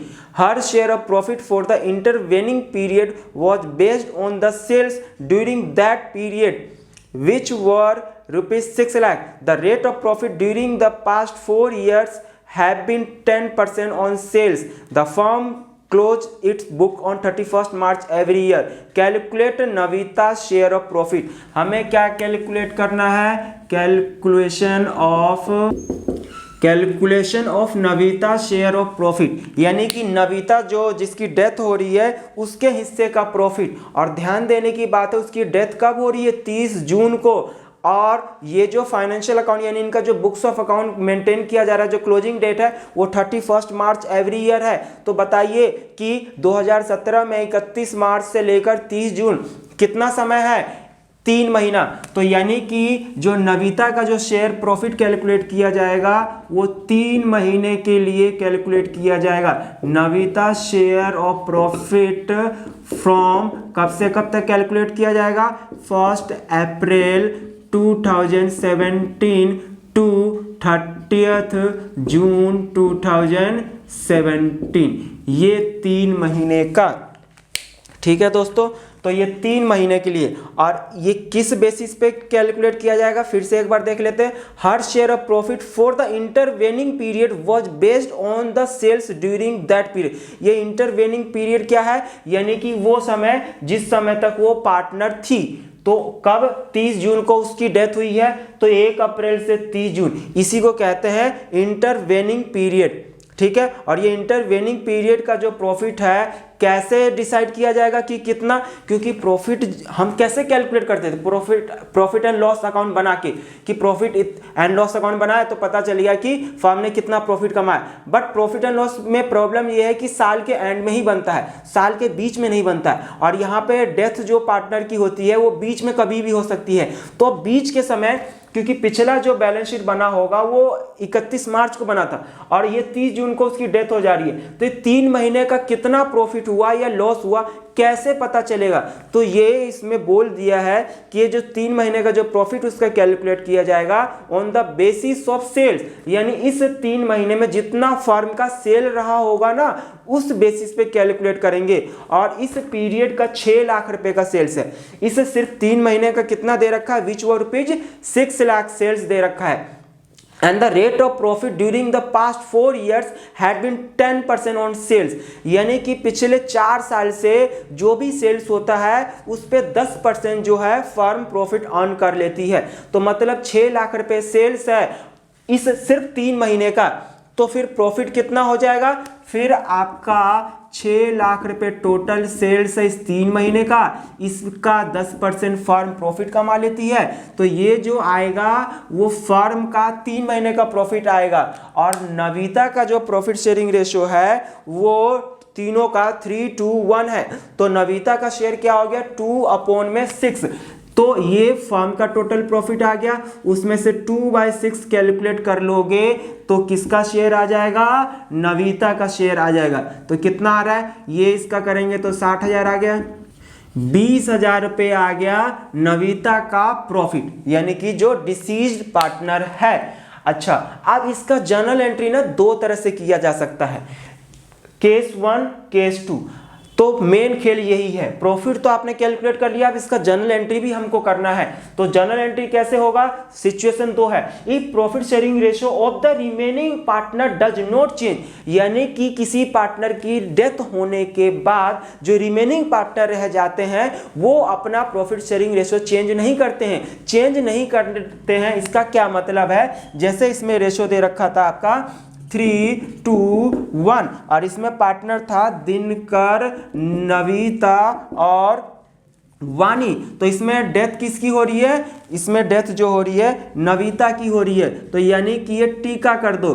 तो अब जो है दिनकर और वानी उनका 3:1 ना, तो यानी पहले भी इनके बीच में 3:1 था, अभी भी इतना ही है। तो इसका मतलब हम बोलेंगे कि उनके प्रॉफिट शेयरिंग रेशियो में कोई चेंज नहीं हुआ।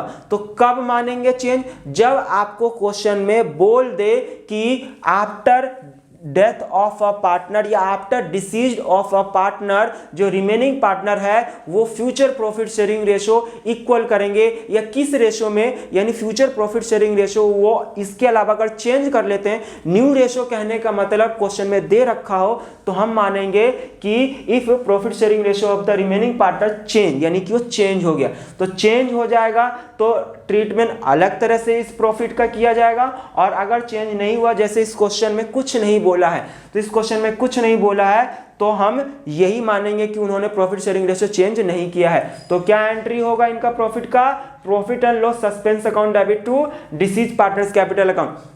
आप खुद सोचिए कि अगर कोई पार्टनर, किसी पार्टनर की डेथ हो जाती है तो आप उसको प्रॉफिट में हिस्सा दोगे ना, तो किसी पार्टनर को कुछ देना होता है तो उसके कैपिटल को क्रेडिट करते हैं ना, तो कैपिटल इंक्रीज ऐसे भी क्रेडिट होता है। तो ओके, तो पार्टनर को देना है, तो डिसीज पार्टनर यहाँ पे कौन है, निविता है, तो निवितास कैपिटल अकाउंट यहाँ पे क्या हो जाएगा, टू निवितास 20,000 रुपये से निवितास कैपिटल अकाउंट जो है वो आपका क्रेडिट हो गया, और ये 20,000 रुपये क्रेडिट हो गया। डेबिट क्या हो गया, डेबिट क्या होगा, अगर प्रॉफिट ट्रांसफर करते थे अगर पार्टनर में, तो प्रॉफिट एंड लॉस या profit and loss appropriation account debit to partners capital account करते थे। यहाँ पे तो ना हमने प्रॉफिट एंड लॉस अकाउंट बनाया ना एप्रोप्रिएशन अकाउंट बनाया, तो फिर कैसे, तो हम उसके लिए एक टेम्परेरी अकाउंट ओपन कर लेंगे जिसका नाम होगा profit and loss suspense. Suspense में है क्योंकि अब पूरे साल में हमें तो नहीं पता ना कि कितना प्रॉफिट होगा नहीं होगा, क्या पता लॉस हो जाए, तो हमने सस्पेंस में डाल दिया, यानी कि सस्पेंस से हमने उस प्रॉफिट को, सस्पेंस से हमने डिसीज पार्टनर के कैपिटल अकाउंट में ट्रांसफर कर दिया। अब वो साल के एंड में देखा जाएगा कि प्रॉफिट कितना है नहीं है, वो रिमेनिंग पार्टनर आपस में एडजस्ट करेंगे। अभी फिलहाल जो है उसको एक टेम्परेरी अकाउंट से उसको दे दो। तो क्या एंट्री होगा, तो profit and loss suspense account debit. तो ये आपका कंप्लीट हो गया, ये आपका क्वेश्चन नंबर 10 कंप्लीट हो गया है। इसमें हमने उसका शेयर प्रॉफिट भी कैलकुलेट कर लिया, जर्नल एंट्री भी कर लिया। आप इसको नोट कर लीजिए, मैं आपका केस 2 का सिचुएशन अब मैं कराता हूं, इसको नोट करिए। क्वेश्चन नंबर 11 है आपका, XYZ were partners sharing profit and losses in the ratio of 3:2:1. Y died on 30th June 2020. From profit from 1st April 2020 to 30th June 2020 was rupees 3,60,000. X and Z decided to share future profit in the ratio of 3:2 with effect from 1st July 2020. Pass the necessary journal entries to record Y's share of profit up to the date of death. हाँ जी, यानी कि यहाँ पे general entry करना है और Y का profit calculate करना है। तो प्रॉफिट पहले कैलकुलेट करोगे तभी जनरल एंट्री करोगे।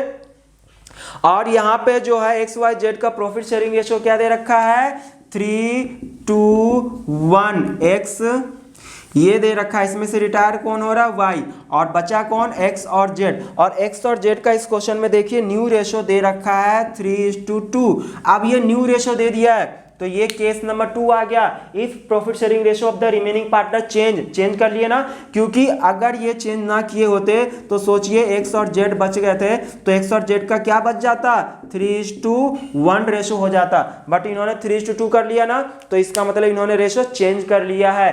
तो जो डिसीज पार्टनर का प्रॉफिट का जो जनरल एंट्री होगा अब ऐसे कुछ होगा। तो सबसे पहले इसका प्रॉफिट कैलकुलेट कर लेते हैं। तो यहाँ पे भी 3 महीने का प्रॉफिट डायरेक्टली दे दिया है।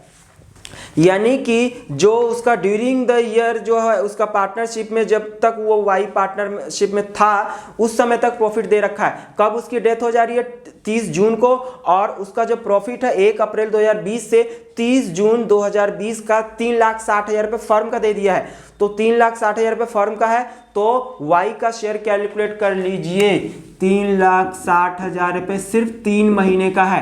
हाँ, अगर ये 3,60,000 रुपये पूरे साल का होता ना तो पहले इसको 3/12 करते।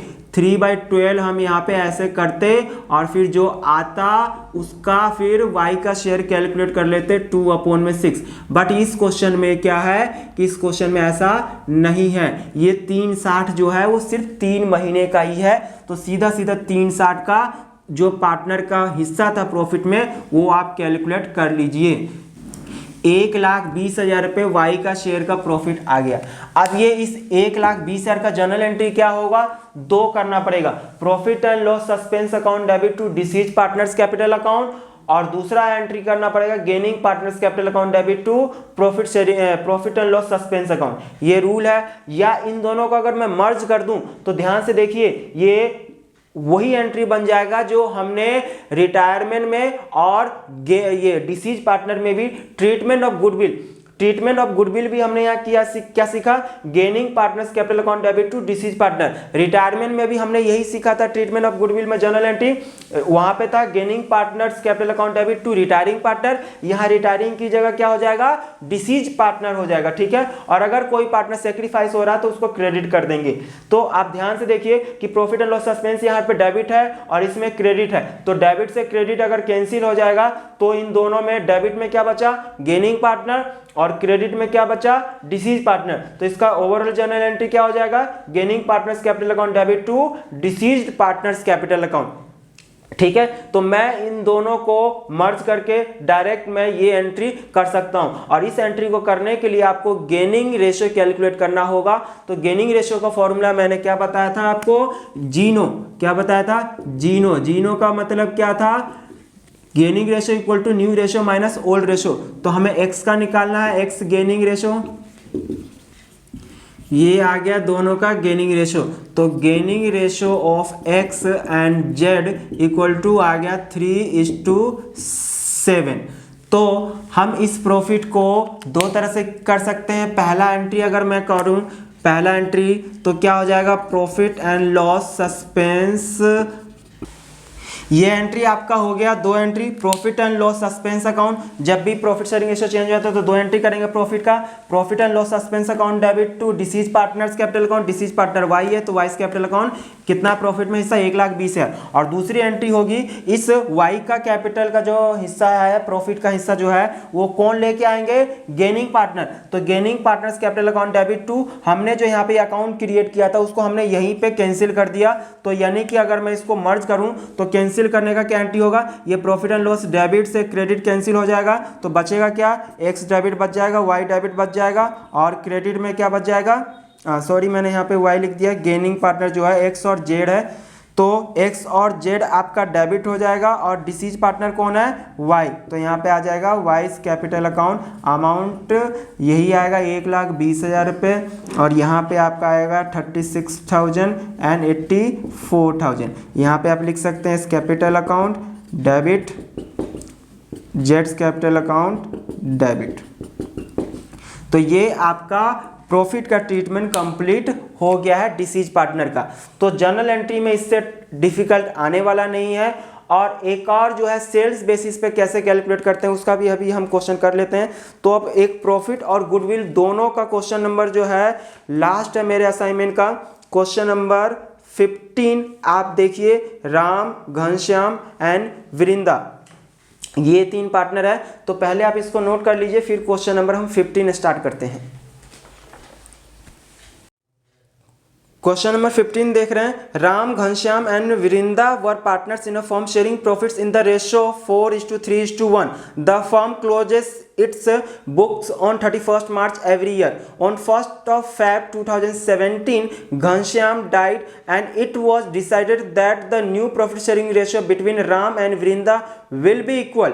हाँ जी, यानी कि यहाँ पे 4-3-1 उनका ओल्ड रेशो दे रखा है और जो रिमेनिंग पार्टनर रह गए हैं आफ्टर घनश्याम के डेथ तो वो राम और वृंदा है, जिनका प्रॉफिट शेयरिंग रेशियो जो है वो इक्वल होगा।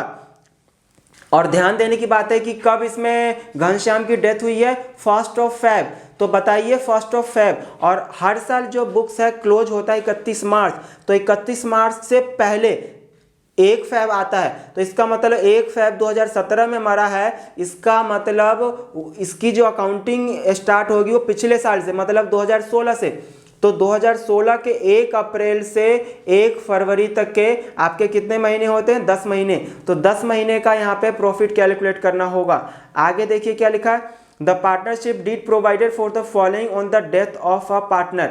यानी अगर किसी पार्टनर की डेथ हो जाती है तो उस केस में पार्टनरशिप डीड में मेंशन है कि क्या क्या उस डिसीज्ड पार्टनर को दिया जाएगा। तो फर्स्ट ए पार्ट में लिखा है, his share of goodwill B calculated on the basis of half of the profit credited to his account during the previous 4 completed years। क्या बोला है कि उसके हिस्से का गुडविल में उतना हिस्सा होगा जितना उसके प्रॉफिट में पिछले 4 साल उसको प्रॉफिट दिया गया है ना, उसका हाफ। क्या लिखा है, on the basis of half of the profit credited to his account during the last 4 year. पिछले 4 साल में जितना भी, यानी कि 1/2 of last 4 years share of profit. तो पिछले 4 साल में घनश्याम का टोटल प्रॉफिट कितना रहा होगा, कैलकुलेट कर लेते हैं। तो Ghanshyam share of profit during 4 previous year, यानी पिछले 4 साल में घनश्याम को कितना प्रॉफिट में हिस्सा मिला था, जितना क्रेडिट किया गया था उसका हाफ जो है उसका गुडविल ट्रीट किया जाएगा। तो पिछले 4 साल, तो पिछले 4 साल जो है वो कौन कौन से, 2012-13, 13-14, 14-15, 15-16। अब ध्यान देने की बात यहाँ पे है कि 16-17 में इसकी डेथ हुई है, तो 16-17 में डेथ हुई है तो 17-16-17 का तो प्रॉफिट है ही नहीं। तो इससे पीछे के 4 साल 15-16, 14, 15, 13, 14 और 12-13 का आपको प्रॉफिट का सम करना है और उसमें उसका हिस्सा। तो पहले 4 साल का टोटल प्रॉफिट कैलकुलेट कर लीजिए, पीछे से जाएंगे, यानी 2015-16 का 80,000 रुपये। ये हो गया फर्म का टोटल 4 साल का प्रॉफिट। और ये 4 साल का जो टोटल प्रॉफिट है इसमें घनश्याम का शेयर कितना होगा, घनश्याम का उतना ही होगा जिसका उसका प्रॉफिट शेयरिंग रेशियो है। तो प्रॉफिट शेयरिंग रेशियो में उसका हिस्सा कितना है, 3/8। तो इसका आंसर आ रहा है, हाँ जी, यानी आपका 1,20,000 रुपये आ गया। क्या आ गया, घनश्याम को पिछले 4 साल में कितना प्रॉफिट मिला था, 1,20। देखिए पिछले 4 साल का फर्म का प्रॉफिट 3,20,000 है, तो 3,20 टोटल फर्म की प्रॉफिट है 4 साल की, तो उसमें उसको हिस्सा कितना मिलेगा, जितना उसका प्रॉफिट शेयरिंग रेशियो है, तो 1,20 आ गया। और गुडविल के लिए बोला है कि उस गुडविल में उसका उतना ही हिस्सा मिलेगा, शेयर मिलेगा, जितना कि उसको पिछले 4 साल में प्रॉफिट मिला है ना उसका हाफ। तो यानी हाफ कर देंगे of profit credited to his account in last 4 years, यानी 1,20,000। तो इस 1,20 में हाफ कर देंगे इसका, तो 60,000 रुपये आ गया। सीधी सी बात है, ठीक है। तो 100 बातों की एक बात है इस क्वेश्चन का कि गुडविल इक्वल टू हाफ होगा जितना कि उसके पिछले 4 साल में प्रॉफिट में हिस्सा आया है, ठीक है। अब हम इसका प्रॉफिट की बात कर लेते हैं। His share of profit in the year of his death was to be computed on the basis of average profit of past 2 years। अब यहाँ पे इसका प्रॉफिट जो बोला है वो किस बेसिस पे बोला है कि average profit of last 2 years. तो लास्ट 2 ईयर्स यहाँ पे देखो 2012-13, 13-14, 14-15, 15-16, तो बिल्कुल जो पीछे के यानी कि जो प्रीसीडिंग ईयर है वो आपका 2014-15, 15-16 है। तो पहले 2 साल का एवरेज प्रॉफिट आपको कैलकुलेट करना होगा।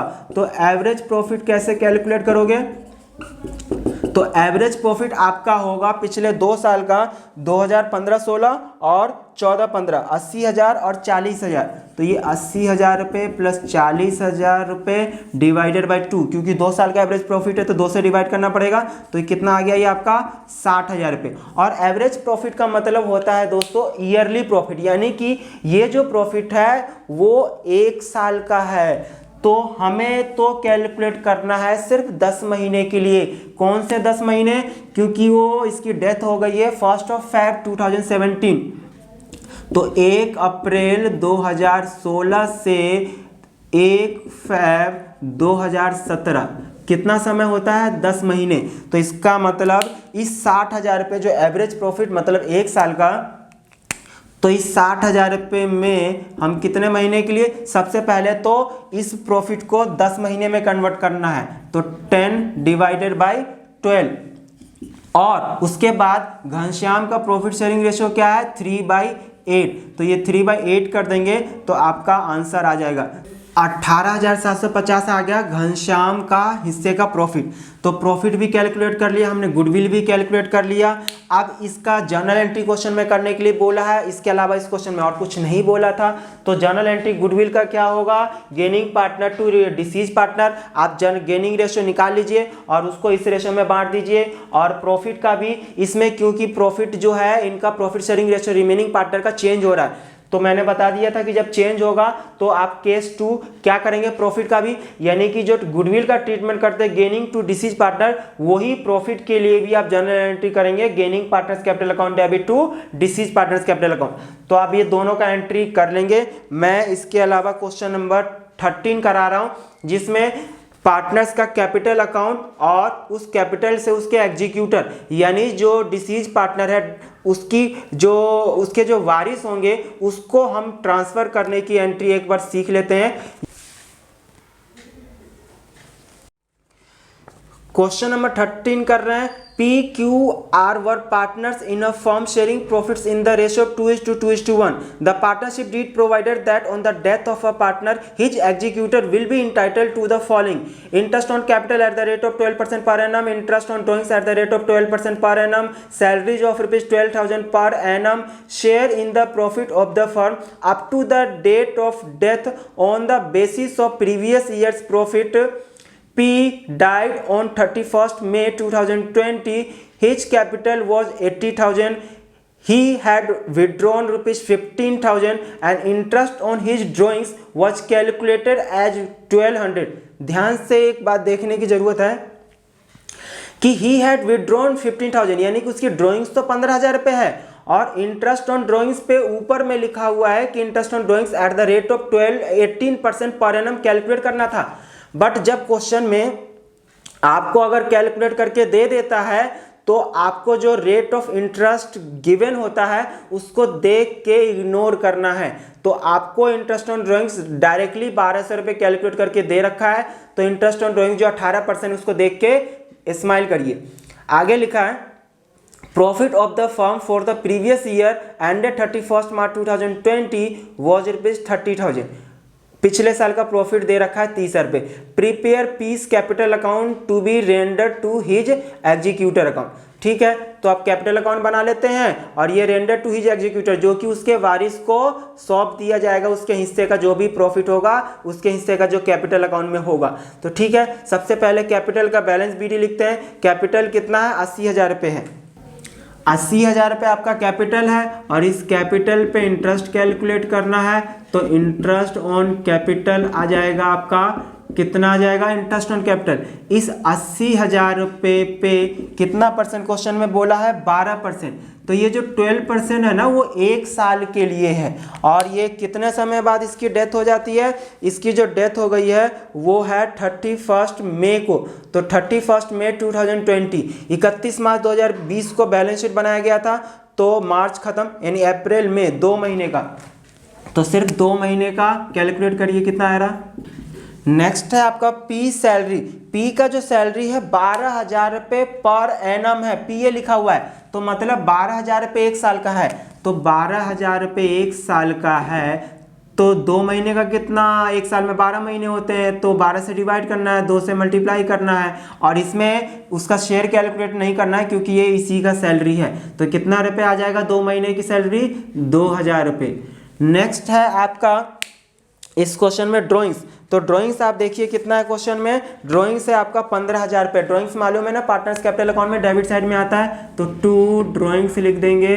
इंटरेस्ट ऑन ड्राइंग्स भी 1200 रुपये आता है। ड्राइंग्स और इंटरेस्ट ऑन ड्राइंग्स दोनों पार्टनर्स कैपिटल अकाउंट में डेबिट साइड में आता है। ये ऑलरेडी क्वेश्चन में दे रखा है 1200 रुपये, तो मैंने सीधा सीधा लिख दिया है। अब इस क्वेश्चन में क्या चीज़ का कैलकुलेशन सिर्फ रहता है, इसमें रहता है सिर्फ और सिर्फ प्रॉफिट का। इस क्वेश्चन में गुडविल का ट्रीटमेंट करने के लिए नहीं बोला है, गुडविल की कोई इन्फॉर्मेशन नहीं दे रखी है, तो आपको गुडविल को देख के स्माइल करना है। तो सिर्फ और सिर्फ प्रॉफिट, प्रॉफिट में क्वेश्चन में कुछ बोले या ना बोले तब भी कैलकुलेट किया जाएगा। और प्रॉफिट जो है उसका पिछले साल का 30,000 रुपये है। जब भी क्वेश्चन साइलेंट रहेगा तो हमेशा प्रीवियस ईयर के प्रॉफिट को बेस लेके जितने ये टाइम पीरियड के लिए उसको प्रॉफिट में हिस्सा चाहिए हम दे देंगे। तो 30,000 रुपये का हम 2 महीने के लिए पहले कैलकुलेट कर लेंगे, क्योंकि 30,000 रुपये पूरे साल का प्रॉफिट है। और इस क्वेश्चन में क्या प्रॉफिट शेयरिंग रेशियो जो है रिमेनिंग पार्टनर का वो चेंज हुआ है?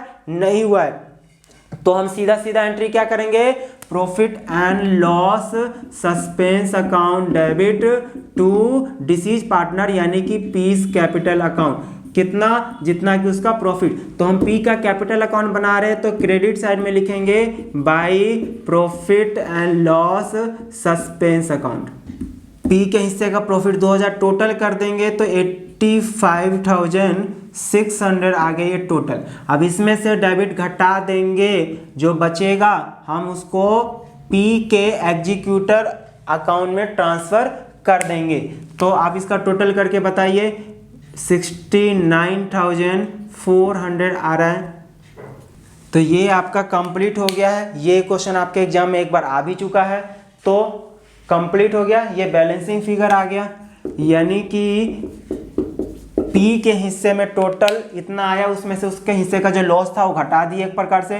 तो 69,400 जो है ये अमाउंट किसको दे दिया जाएगा? उसके एग्जीक्यूटर को, उसके वारिस को। ठीक है, तो ये क्वेश्चन नंबर 13 भी आपका कंप्लीट हो गया है। क्वेश्चन नंबर जो नेक्स्ट है 14, उसका मैं 4th पार्ट पढ़ दे रहा हूँ बस, बाकी आप आसानी से कर सकते हैं। प्रॉफिट का ट्रीटमेंट है बस, ठीक है। तो क्वेश्चन नंबर 14 में ऊपर से मैं कुछ भी नहीं पढ़ूंगा, आप कैलकुलेट कर लेंगे। मैं 4th पार्ट पढ़ दे रहा हूं, उसमें क्या लिखा है कि his share of profit till the date of death will be calculated on the basis of sales. जब भी डिसीज पार्टनर का प्रॉफिट जो है वो सेल के बेसिस पे कैलकुलेट करने के लिए अगर क्वेश्चन में बोलता है तो आपको कैसे करना है, बस इतना सा मैं बता दे रहा हूं।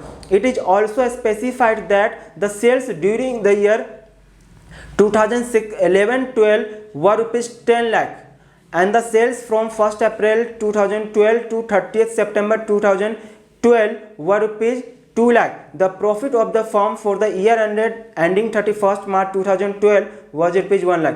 इस क्वेश्चन में लिखा है कि जो जग, परवेश एंड चंदर जो है वो 3 पार्टनर है जिनका प्रॉफिट शेयरिंग रेशियो 5:3:2 रेशियो दे रखा है और 31 मार्च इनका क्लोजिंग डेट है और जग की डेथ हो जा रही है 30 सितंबर। तो बताओ 30 सितंबर 2012 को, तो 1 अप्रैल से 30 सितंबर 6 महीना होता है। तो 6 महीने के लिए जो है वो आपको प्रॉफिट कैलकुलेट करना है। किसका कैलकुलेट करना है? प्रॉफिट जग का। तो जग्स शेयर ऑफ प्रॉफिट, ये जग्स शेयर का प्रॉफिट। जब भी आपको सेल्स बेसिस पे आपको प्रॉफिट कैलकुलेट करना हो तो आप इस बेसिस पे करेंगे।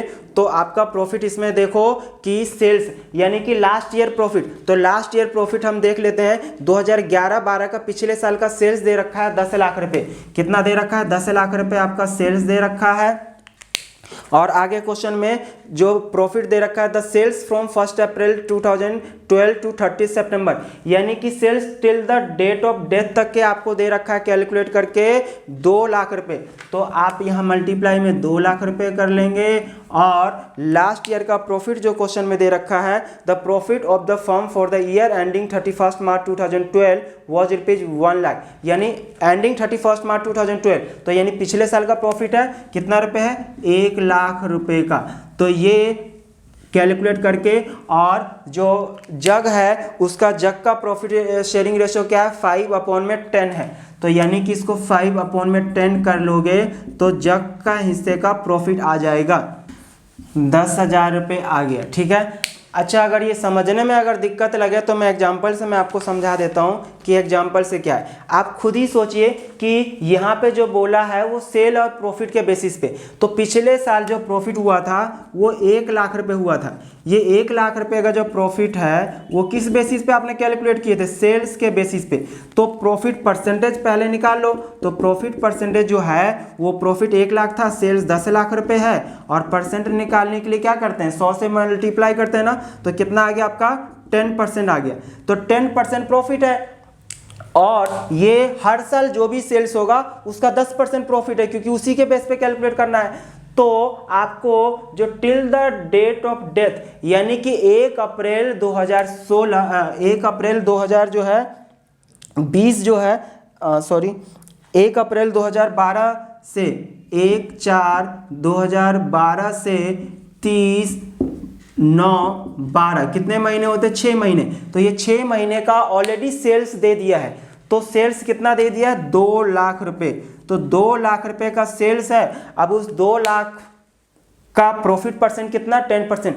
जो भी सेल्स होगा उसका 10% प्रॉफिट होगा। तो सेल्स कितना है आपका? 2 लाख रुपए।